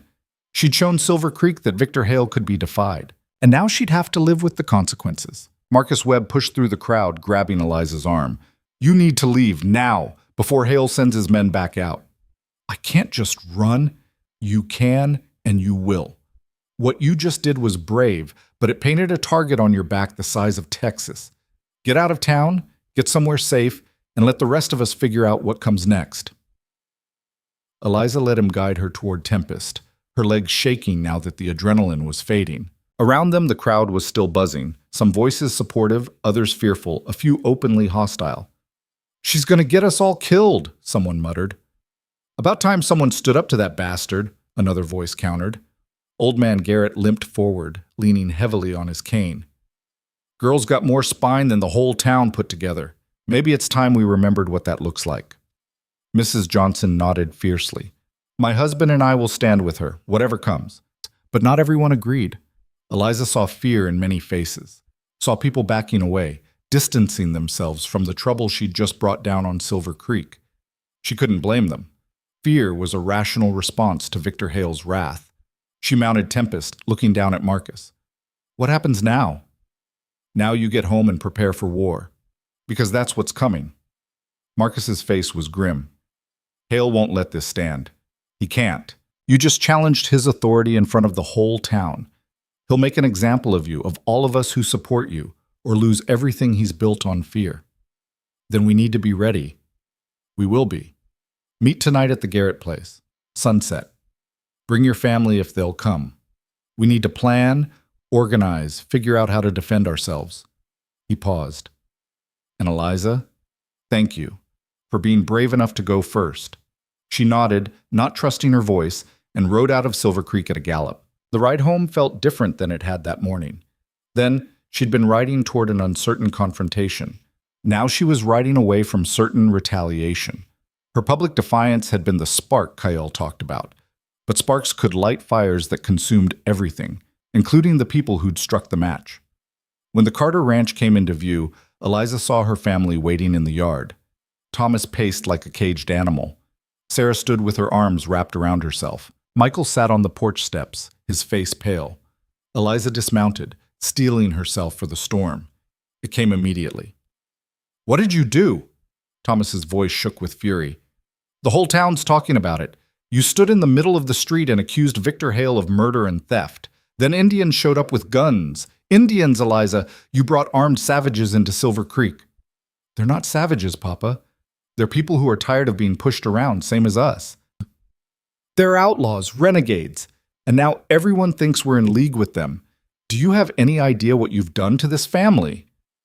I've given us a chance to fight back instead of just rolling over and dying. You've signed our death warrants, Thomas was shouting now, all the fear and frustration of the past weeks pouring out. Hale will come for us. Tonight, tomorrow, soon. And when he does, there won't be anything left. No ranch, no family, nothing. Sarah stepped forward, her voice quiet but firm. Thomas, that's enough. Enough? Our daughter just declared war on the most dangerous man in the territory, and you want me to be calm? I want you to remember that she's still our daughter, and that she's doing what she thinks is right. Right? Thomas laughed bitterly. There's no right out here. There's only alive and dead, and she just chose dead for all of us. Eliza felt tears burn her eyes, but she refused to let them fall. I'm sorry you're scared, Papa. I'm scared too, but I couldn't marry him. I couldn't spend the rest of my life being owned by a man who threatens children and burns buildings. I couldn't live with myself. And now you won't have to, Thomas said, his voice breaking, because you won't live at all. He turned and walked toward the barn, his shoulders shaking. Michael followed him, looking back at Eliza with confusion and fear written across his young face. Sarah moved closer, taking Eliza's hands in her own. What happens now, baby? There's a meeting tonight at the Garrett place. People who want to stand against Hale. We're going to organize, make a plan. Your father won't go. I know, but I have to. Eliza squeezed her mother's hands. Mama, I need you to understand something. If I'd married Hale, a part of me would have died. Maybe not right away, but slowly, day by day, until there was nothing left of who I am. I chose to fight, because fighting, even if we lose, is better than that slow death. Sarah's eyes filled with tears. I do understand. More than you know. When I was your age, I had dreams. Wanted to be a teacher, travel, see the world. But I married your father, came west, spent my life cooking and cleaning and burying babies. I love your father, love this life we built. But sometimes I wonder who I might have been if I'd been braver. You are brave, Mama. You survived out here. That takes courage. Maybe, but it's not the same as standing in the middle of a street and defying a tyrant. Sarah pulled Eliza into an embrace. I'm proud of you, terrified but proud. Just promise me you'll be careful, that you won't throw your life away for pride. I won't, I promise. They held each other as the sun climbed higher, and in the distance, dust rose on the horizon, riders approaching fast. Sarah saw them first, her body tensing. Eliza, I see them. Eliza's heart hammered. Get Michael. Get inside. Lock the doors. What are you going to do? Whatever I have to. Sarah ran for the barn, calling for Thomas and Michael. Eliza moved to the porch, watching the riders approach. There were 5 of them, and as they got closer, she recognized Crane in the lead. Hale's response was coming faster than she'd expected. The riders pulled up at the edge of the yard, their horses blowing hard from the gallop. Crane sat easy in his saddle, his hand resting on his gun. "Miss Carter, we need to have a conversation. Say what you came to say and get off our land." "Your land?" Crane smiled. "That's funny, considering the bank owns it now. Foreclosure went through this morning. Mr. Hale accelerated the process after your little performance in town. This property belongs to him as of noon today." Ice flooded Eliza's veins. "That's impossible. We had 2 more weeks. Had. Past tense. Mr. Hale called in some favors, pushed the paperwork through. All legal and proper, which means you're trespassing on private property." Crane's smile widened. "Mr. Hale is a generous man, though. He's willing to give you until sundown to clear out. After that, anyone still here will be removed, by force if necessary." Thomas emerged from the barn, Michael at his side. "You can't do this. We have rights. You have what the law says you have, and the law says this land belongs to Victor Hale now." Crane looked past Thomas to the house. "Nice place. Be a shame if something happened to it." The threat was clear. Eliza stepped forward, positioning herself between Crane and her family. "Tell Hale he can have the land, but he doesn't get to terrorize us anymore. We're leaving, and we're taking what's ours. Most of what's here belongs to the property now. You can take personal items, clothes, some food, the livestock, the equipment, the furnishings. That stays." "Like hell it does." Thomas started forward, but Eliza grabbed his arm. "So, Papa, don't. It's not worth dying over." "Listen to your daughter," Crane advised. "She's smarter than you, knows when a fight's already lost." He gathered his reins. "Sundown. After that, anyone here gets treated as hostile trespassers, and we deal with trespassers permanent-like." The riders wheeled their horses and galloped off, leaving the Carter family standing in the yard of a home that was no longer theirs. Thomas sank to his knees, all the fight draining out of him. "It's over. Everything we built, everything we worked for, gone." Sarah knelt beside him, her arms around his shoulders. Michael stood frozen, tears streaming down his face. Eliza felt the weight of it crushing her, the guilt, the grief, the knowledge that her choice had led directly to this moment. Part of her wanted to collapse too, to give in to the despair. But she couldn't. Not yet. Not while there was still a chance to fight back. "We have until sunset," she said, her voice steadier than she felt. "That gives us a few hours. Papa, get up. We need to pack what we can, gather the essentials. Mama, help Michael get his things together. You need to leave," Thomas said, his voice hollow. "This is your fault. Your pride. Your stubbornness. You cost us everything. So go. Get out of my sight before I do something I regret." The words cut deeper than any blade. Eliza staggered back, wounded. "Thomas," Sarah started. "No. She made her choice. Now she can live with it. Alone." He stood, refusing to look at Eliza. "We'll pack. We'll leave. We'll figure something out. But she's not part of this family anymore, not after what she's done." "Papa, please. Get out, Eliza. Now, before I forget you're my daughter." The finality in his voice was absolute. Eliza looked to her mother, desperate for support, but Sarah could only shake her head, tears streaming down her face. "Go, baby. Give him time to cool down. We'll sort this out later." But Eliza knew there might not be a later. Not for them. Not for any of this. She turned and walked to Tempest, mounted with mechanical precision, and rode away from the only home she'd ever known. Behind her, she heard Michael crying, heard her mother's soft words of comfort, heard her father's ragged breathing. She didn't look back. Couldn't. If she did, she'd fall apart completely. The afternoon sun beat down mercilessly as Eliza rode north toward the rocky hills where she'd first met Kyle. She had nowhere else to go, no plan beyond finding him and figuring out what came next. She found him waiting near the same outcrop where they'd talked before, like he'd known she'd come. Maybe he had. Maybe he understood her well enough by now to predict her movements. He took one look at her face and knew. They took the ranch. Accelerated the foreclosure. We have until sunset to clear out. Eliza dismounted, her legs barely holding her. My father disowned me, told me to leave, said I'm not part of the family anymore. Kale moved to her side, steady and solid. I'm sorry. Are you? This is what you wanted, isn't it? For me to burn my bridges, commit fully to the fight? Well, congratulations. I've got nothing left to lose now. That's not what I wanted. I wanted you to be free, yes, but not at the cost of everything you love. Eliza felt the tears coming and couldn't stop them this time. She collapsed against Kael's chest, sobbing, and he held her without words, just solid presence while she broke apart. When the storm passed, she pulled back, wiping her face. I'm sorry, I shouldn't. You're allowed to grieve. You just lost your home and your family in one day. That earns you some tears. Tears don't change anything. No, but they remind you that you're human, that you care. That's important, especially in war. Kale guided her to sit on a flat rock, then settled beside her. What are you going to do now? Go to the meeting tonight, see who shows up, try to salvage something from this disaster. She laughed bitterly. Though I don't know what. Hale's already won. He took my home, destroyed my family. What's left to fight for? Everything, Kael said fiercely. Your home was one property, but there are dozens of others Hale wants to seize. Your family is hurt, but they're alive. Others might not be so lucky if Hale isn't stopped. You started something today in Silver Creek, Eliza. Something bigger than just your personal fight. Don't abandon it now.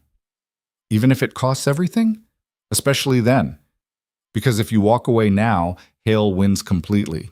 He gets to keep terrorizing people, stealing land, destroying lives. But if you keep fighting, if you rally the people who are ready to stand, there's a chance, maybe a small one, but a chance to break his power for good. Eliza wanted to believe him, wanted to believe that her suffering had meaning, that the price she'd paid would lead to something better. But doubt gnawed at her. What if no one comes tonight? What if I scared everyone away with my stunt in town? Then we fight with whoever does come. Even if it's just you, me, and the warriors. Sometimes that's enough. Kael's hand found hers, his grip warm and solid. I've spent my whole life fighting battles where the odds were against me. Sometimes I lost. But sometimes, not often, but sometimes, I won. Because I was willing to try when everyone else had given up. Be that person, Eliza. Be the one who tries. She looked at him. This warrior who'd given up everything for freedom, who survived by being harder and smarter and braver than the forces arrayed against him. In his eyes, she saw no doubt, no fear, just absolute certainty that the fight was worth it. Teach me, she said suddenly. Teach you what? How to fight, really fight. Not just talk and organize, but defend myself, defend others. If war is coming, I need to know how to survive it. Kale studied her for a long moment. That's not a small thing you're asking. Combat isn't just physical. It's mental. It changes you. I'm already changed. Might as well make it count for something. He nodded slowly. All right, we have a few hours before the meeting. Let's use them. For the next 3 hours, Kael put Eliza through a crash course in frontier survival. He taught her how to move quietly, how to read landscape for cover and advantage, how to shoot from different positions. He showed her knife work, brutal, efficient techniques designed to end fights fast. You're smaller than most men you'll face, he explained, demonstrating a disarming move. That means you can't fight fair. Go for vulnerable spots, eyes, throat, groin. Make every strike count. Eliza practiced the movements until her muscles burned, until sweat soaked through her clothes, until she could execute the techniques without thinking. It felt good, having something concrete to focus on instead of the emotional wreckage of the day. As the sun began its descent toward the horizon, Kael called a halt. That's enough for now. You did well. I'm terrible. You're a beginner, but you learn fast and you don't quit. That matters more than natural talent. He handed her a water skin. The meeting's soon. We should head to the Garrett place. They rode together in companionable silence, and as they approached the burned-out homestead, Eliza saw horses tied outside the barn, more than she'd expected. Hope flickered in her chest. Inside, lanterns cast dancing shadows across a larger gathering than the previous meeting. Marcus Webb was there, along with the Johnsons, the Reeves family, Old Man Garrett. But there were also newcomers, ranch hands she didn't recognize, a few townspeople, even a saloon girl who'd had enough of Hale's advances. And in the corner, standing separate but present, were 3 Apache warriors, Not Kael's usual companions, but others who'd heard about the confrontation in Silver Creek and come to see if the white woman was serious about alliance. Everyone turned when Eliza entered. The room fell silent, all eyes on her. Marcus stepped forward. "We heard about the foreclosure, about your father. I'm sorry, Eliza." "Don't be. It clarified things. Made the choice simple." She moved to the center of the barn, feeling the weight of expectation. "Thank you all for coming. I know it's dangerous to be here, that just showing up puts you at risk, but we're past the point of safety. Hale made that clear this morning when he took my family's ranch before the deadline." Murmurs of anger rippled through the group. "He's sending a message," Eliza continued, "that he can do whatever he wants, whenever he wants, to whoever he wants. Legal or not, right or not. He has the power, and we don't. That's the reality." "So what do we do?" asked Mrs. Johnson. "How do we fight someone with that much control?" "We make him afraid. We make him understand that taking from us has consequences. We stop being victims and become a threat." Eliza looked around the room, meeting each person's eyes. "But I won't lie to you. This will be dangerous. People will get hurt. Some might die. If you're not ready for that, leave now. No judgment, no shame. This isn't everyone's fight." No one moved. "All right then." Eliza felt something settle in her chest. Determination, maybe, or just the acceptance of what had to be done. "We need to hit Hale where it hurts, his water diversions, his illegal fencing, his supply lines. We make running his empire more expensive than it's worth." One of the Apache warriors stepped forward, a man with a scarred face and eyes like flint. "I am Tahna. I speak for the warriors of Red Canyon. We have watched the white man take and take and take. When you stood in Silver Creek and named Hale as our enemy too, you did something no white person has done. You saw us as allies instead of obstacles. For that, we will fight beside you." "We cannot promise many warriors," Tana continued. "Most of our people want peace, want to survive on the reservation without more trouble. But there are some of us, enough, who remember what it means to defend what is ours. We will stand with you." Eliza felt tears prick her eyes. "Thank you. That means more than you know. Don't thank us yet. Thank us if we survive." Tana's expression was grim. "The white man Hale has many guns, much money. He will not fall easily." "No," Eliza agreed, "but he'll fall. We just need to be smart about how we do it." For the next 2 hours, they planned. Marcus suggested targeting the water diversion at Red Canyon first. It was isolated, minimally guarded, and destroying it would send a clear message. The Johnsons knew where Hale kept his cattle before driving them to market. Stampeding them would cost him thousands. Old Man Garrett, despite his injuries, offered to spread word among other ranchers, build the network of resistance. Through it all, Kael remained quiet, observing. But Eliza could feel his presence, his support, his steady certainty that this was right. As the meeting broke up, people filing out in small groups to avoid suspicion, Marcus pulled Eliza aside. "You did good tonight, gave people hope, a reason to fight. Or a reason to get themselves killed. Maybe both, but at least they're choosing it, instead of just accepting whatever Hale decides to do to them. That's worth something." After everyone had left except Kael and his warriors, Eliza stood in the empty barn, feeling the magnitude of what she'd set in motion. "There's no going back now," she said quietly. "No," Kael agreed. "But would you, even if you could?" Eliza thought about her father's broken expression, her mother's tears, the home she'd never see again. Thought about Victor Hale's arrogant certainty that he could own anything, anyone. "No," she said finally. "I wouldn't. This is who I am now, for better or worse. Then be that person completely. No doubts, no regrets, just forward motion." Cale moved closer, his voice dropping. "We strike the water diversion tomorrow night. Hit it fast, hit it hard, and disappear before Hale can respond. It's the first real blow in this war. Make it count." "I will." "And Eliza, you should stay with us tonight. Your family's ranch isn't safe anymore, and you don't have anywhere else to go. My camp is protected, hidden. You'll be safe there." The offer was practical, sensible, but accepting it felt like another bridge burning, another step away from the life she'd known. Still, she nodded. "All right, thank you." They rode north into the darkness, toward the Apache camp hidden in the Rocky Hills. Behind them, Silver Creek slept, unaware that the war everyone had feared was about to begin in earnest. The camp was smaller than Eliza expected, just a few shelters, a carefully concealed fire, maybe 10 people total. But they welcomed her without question, offering food and a place to sleep near the warmth. Eliza lay on soft furs, staring up at the stars through a gap in the shelter, and wondered where her family was now. Had they found shelter in town? Were they safe? Did they hate her for what she'd done? "You're thinking too loud," Kael's voice came from nearby. "Rest. Tomorrow's going to test everything you are." I can't stop thinking about them. About Michael. About what kind of life he'll have now. A life where he knows his sister stood for something, where he learned that sometimes you have to fight even when the odds are against you. That's not nothing, Eliza. That's a legacy.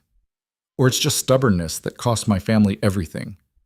Time will tell which one it is, but right now you need to sleep. We ride at sunset tomorrow, the water diversion first. Then we see what Hale does next. Eliza closed her eyes, listening to the night sounds of the desert. Wind through rocks, distant coyotes, the soft breathing of people who'd chosen freedom over safety. Tomorrow, she'd strike the first real blow against Victor Hale. Tomorrow, the war would truly begin. And whatever came after, victory or death, redemption or ruin, at least she'd face it as herself. Not as someone's property, not as a bargaining chip, but as Eliza Carter, free, fierce, and unbroken. Even if that freedom cost her everything she'd ever loved. The next day passed in tense preparation. Cale and his warriors checked weapons, studied maps scratched in the dirt, rehearsed the plan until every detail was burned into memory. Eliza spent the hours learning to move quietly through brush, to read the land for escape routes, to think like someone whose survival depended on being invisible. As sunset approached, the team assembled. Kyle, Tahana, 4 other Apache warriors, Marcus Webb, and Eliza herself. 8 people against Victor Hale's empire. It should have felt hopeless. Instead, it felt like the beginning of something. They rode out as the sun painted the western sky in shades of blood and gold, following Tana through terrain that would have been impassable to anyone who didn't know the land intimately. Canyon walls rose on either side, ancient stone that had witnessed centuries of struggle and survival. The water diversion sat in a narrow valley, a crude but effective system of dams and channels that redirected the natural spring away from Apache hunting grounds and toward Hale's southern properties. 2 guards sat by a small fire, rifles nearby, looking bored and confident that no one would dare attack. They were wrong. Kyle signaled the approach, hand gestures Eliza had learned that afternoon. The warriors split up, moving like shadows through the gathering dusk. Marcus and Eliza held back, positioned to provide covering fire if needed. It happened fast.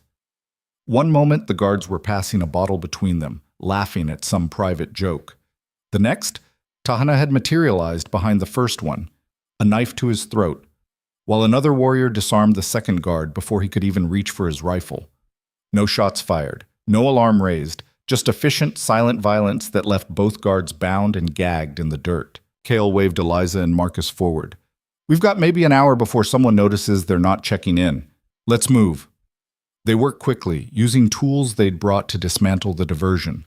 The sound of splintering wood echoed through the valley as dams were destroyed, channels collapsed, the careful engineering that had stolen Apache water reduced to debris. Within 30 minutes, the spring was flowing freely again, following its natural course back toward Red Canyon. Eliza stood watching the water run, feeling something fierce and bright kindle in her chest. This was real. They'd actually done it. Struck a blow against Hale's control, reclaimed something that had been stolen. "We need to go," Kael said urgently.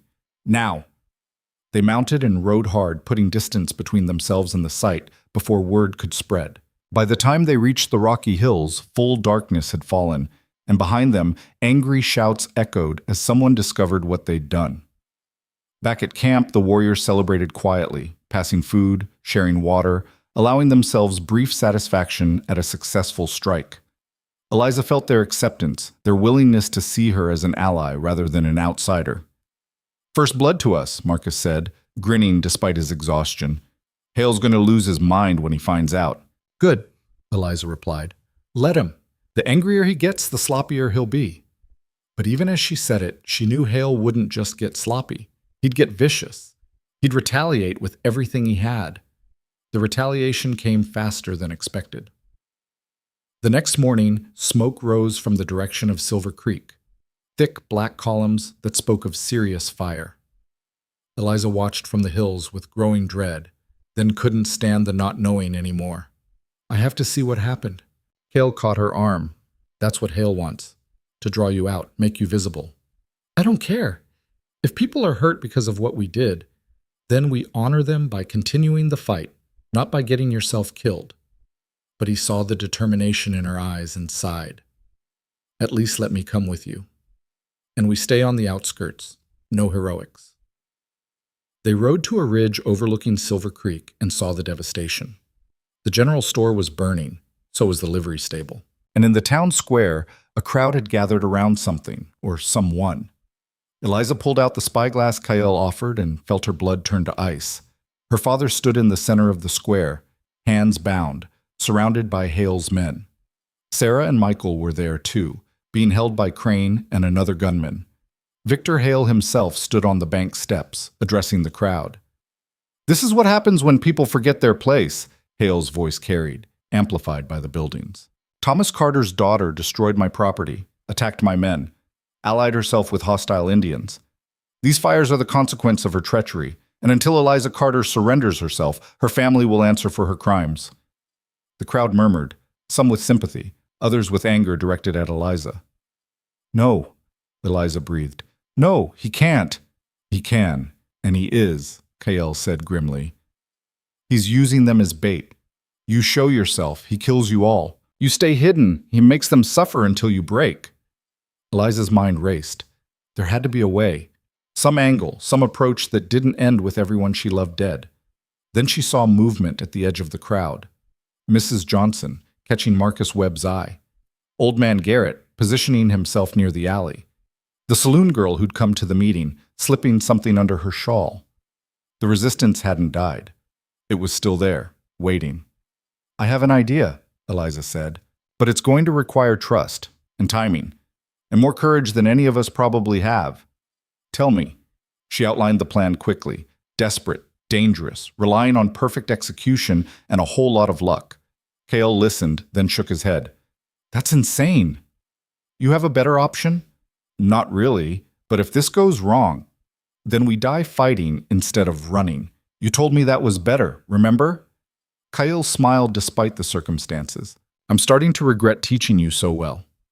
He pulled out a mirror, angling it to catch the sun. 3 flashes. The signal to the warriors positioned around town. Down in Silver Creek, Eliza could see her father's face, beaten, exhausted, but still defiant. Her mother held Michael close, shielding him as best she could, and Victor Hale stood there looking supremely confident that he'd won. He was about to learn otherwise. Eliza rode down into Silver Creek with her hands visible, unarmed, alone. The crowd parted as she approached, whispers rising like wind. I'm here, Hale, she called out. Let them go. Victor turned, and the triumph on his face was nauseating. Miss Carter, I knew you'd see reason eventually. A mother's love, a daughter's guilt. Such predictable weaknesses. Let them go and you can have me. That's what you wanted, isn't it? To break me? To make an example? Oh, I'll make an example, but I'm not letting them go. They're complicit in your crimes. They'll hang right alongside you. That wasn't the deal. There is no deal. I make the rules here, Eliza. I always have. Hale gestured to his men. Crane, get her in irons. Then we'll have ourselves a proper execution. All 4 Carters swinging from the same gallows. Should send a clear message about the cost of defiance. Crane moved toward Eliza, and that's when everything exploded into chaos. Apache warriors materialized on rooftops, their rifles aimed at Hale's men. Marcus and the other resistance members drew concealed weapons. The crowd, which had seemed passive, suddenly surged forward, not attacking, but creating confusion, blocking lines of fire. And Kyle dropped from the bank roof directly behind Victor Hale, his knife pressed to the man's throat. Nobody moves, Kale said quietly, or your boss bleeds out right here. Crane froze, his gun half drawn.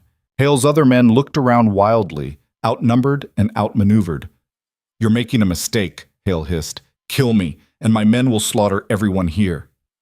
Your men are surrounded by people who've finally had enough of your threats, Eliza said, moving to free her father. They're tired of living in fear, tired of watching you destroy lives. Today, it ends. She cut the ropes binding Thomas, then Sarah and Michael. Her father stared at her with an expression she couldn't read. Shock, maybe, or the beginning of understanding. Everyone with Hale, drop your weapons, Cale ordered. Slowly. You make a move toward those guns, and I open his throat. The standoff held for a long, tense moment. Then Crane carefully set his pistol on the ground. The others followed suit, one by one, until Hale's men stood unarmed and uncertain. Smart choice, Marcus said, collecting the weapons. Now back away. All of you. Over by the saloon, where we can see you. As Hale's men moved, Tana and the other warriors descended from the rooftops, maintaining their aim. The crowd was growing braver now, voices rising in anger at Hale. He burned my shop, stole my land, beat my husband. Years of resentment poured out, a flood that had been dammed too long. Hale's face purpled with rage and fear. You can't do this. I own this town. The law is whatever we say it is, Old Man Garrett said, limping forward. And we say you're done. No more threats, no more stealing, no more violence. You're finished, Hale. You'll all hang for this. Attacking a lawful citizen, working with hostile Indians. The only one hanging is you, Mrs. Johnson interrupted. For murder, theft, arson. We've all got testimony. Witnesses. Evidence. By the time we're done, every crime you've committed will be public record. Victor Hale looked around at the faces surrounding him, faces he'd terrorized, manipulated, controlled for years, and saw nothing but determination. His empire was crumbling, his power evaporating like morning mist. What do you want? He asked, the arrogance finally cracking. Eliza stepped forward, meeting his eyes. I want you gone, out of Silver Creek, out of the territory. You sign over every piece of property you stole, every ranch, every water right, every fraudulent deed, back to the people you took them from. You do that, and we let you leave with your life. That's everything I've built. It's everything you stole, Eliza corrected. You want to keep your life, you give it back. That's the deal. Take it or die here in the street. Hale's jaw worked silently. He looked at Kael's knife still pressed to his throat, at the rifles pointed at his men, at the crowd that would cheerfully watch him hang. Fine, he spat. I'll sign your papers, but this isn't over. Yes, it is, Kael said softly. Because if you ever come back, if you ever threaten these people again, I'll find you, and I won't offer you mercy twice. The threat in his voice was absolute. Hale believed it. Marcus brought papers from the bank, hastily drawn up but legal enough. Hale signed them all, his hand shaking with rage, returning property after property to their rightful owners. With each signature, Eliza felt something loosen in her chest. Not quite victory, but the beginning of justice. When the last document was signed, Kael released Hale. You've got until sunset to clear out. Take your men, take whatever you can carry. Anything left behind becomes property of the people you stole from. Hale stumbled away, his face twisted with hatred and humiliation. Crane and the others followed, casting dark looks back but smart enough not to try anything with Apache rifles still trained on them. The crowd watched them go in silence. Then someone started clapping. Others joined in, and soon the whole town was cheering, not celebrating violence, but celebrating freedom from fear. Eliza stood in the center of it all, feeling overwhelmed and exhausted and something like relief. Her father approached slowly, his face still showing signs of the beating he'd taken. Eliza, His voice broke. I'm sorry. For what I said, for disowning you. You were right about everything, and I was just too scared and too proud to see it. She pulled him into an embrace, feeling him shake with silent sobs. It's okay, Papa. We're okay now. Sarah and Michael joined them, and for a long moment, the Carter family just held each other in the middle of the street while the town celebrated around them. When they finally broke apart, Kael was there, watching with something soft in his eyes. You did good, he said simply. We did good, Eliza corrected. All of us. Couldn't have done it alone. No, but you were the one who started it, who was brave enough to stand when everyone else was kneeling. He glanced at the celebrating crowd. What happens now? It was a good question. Hale was gone, his power broken. But the work of rebuilding, of creating something better from the wreckage, was just beginning. Over the next weeks, Silver Creek transformed. The stolen properties were returned, including the Carter Ranch, which the family reclaimed with tears and laughter. The water rights were renegotiated fairly, with the Apache included in the discussions as equals rather than obstacles. Marcus Webb became the unofficial mayor, organizing town councils where everyone had a voice.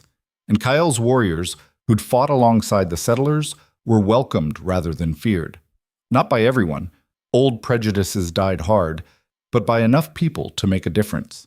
Eliza split her time between the ranch and Kyle's camp, learning more about Apache culture, teaching English to those who wanted to learn, building bridges between communities that had been enemies for generations. One evening, maybe 6 weeks after Hale's defeat, she found Kyle on the ridge overlooking the valley where the water diversion had been.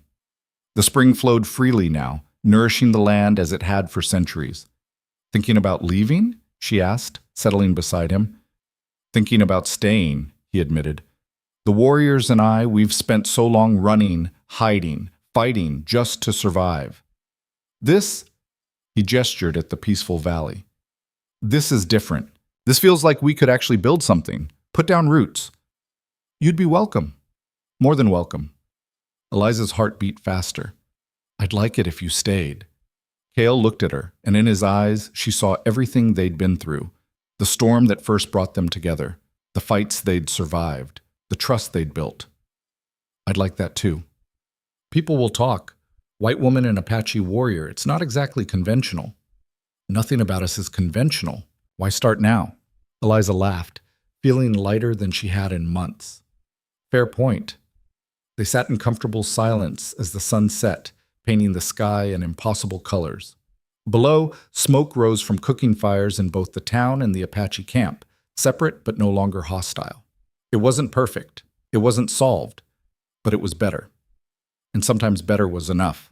Thomas came around slowly, grudgingly accepting that Kyle had saved his family and his ranch. Sarah was more gracious, inviting Kyle to meals, learning to cook some traditional Apache dishes.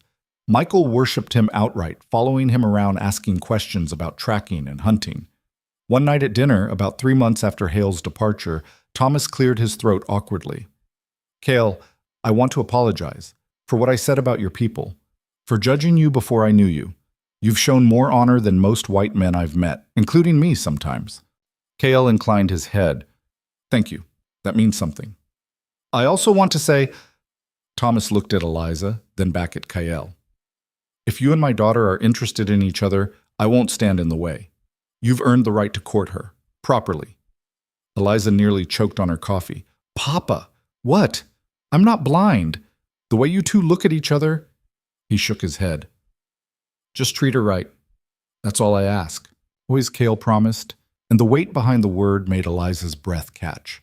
Later, walking together under the stars, Cale took her hand. Your father giving permission was unexpected. Everything about this is unexpected. 6 months ago, I was supposed to marry Victor Hale. Now he's gone, you're here, and the whole world feels different. Better different? Much better. She squeezed his hand. I don't know what the future looks like. Don't know if we can really make this work. 2 cultures, 2 worlds trying to merge. We won't know unless we try. And you're good at trying impossible things. Cale pulled her close.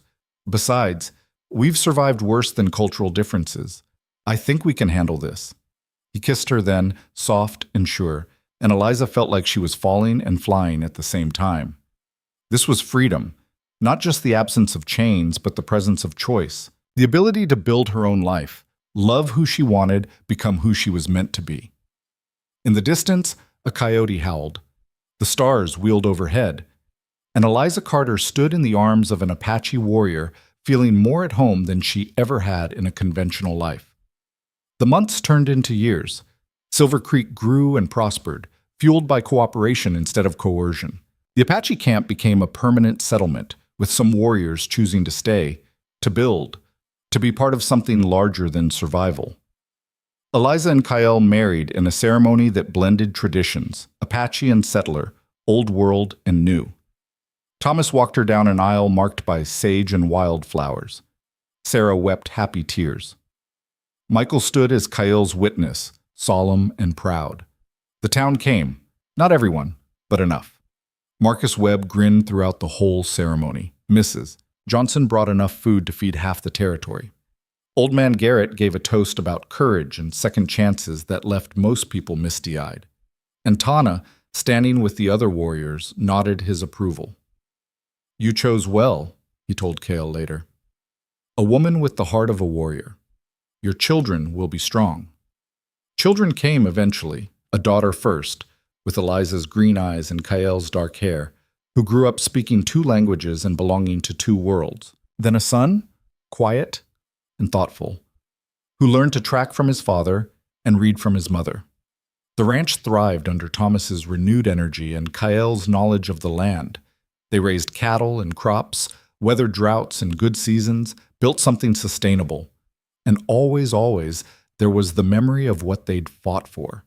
The memory that freedom wasn't free, that justice required courage, that sometimes the only way to build something new was to tear down what was broken. 10 years after Victor Hale's defeat, Eliza stood on the same ridge where she'd first found Kyle after the water diversion raid. The valley below was green now, nourished by the spring that flowed freely.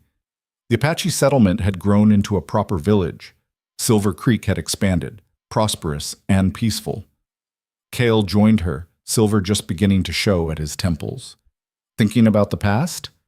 Thinking about how far we've come, how different everything is from what I thought my life would be. Regrets? Not one. She leaned against him, solid and warm.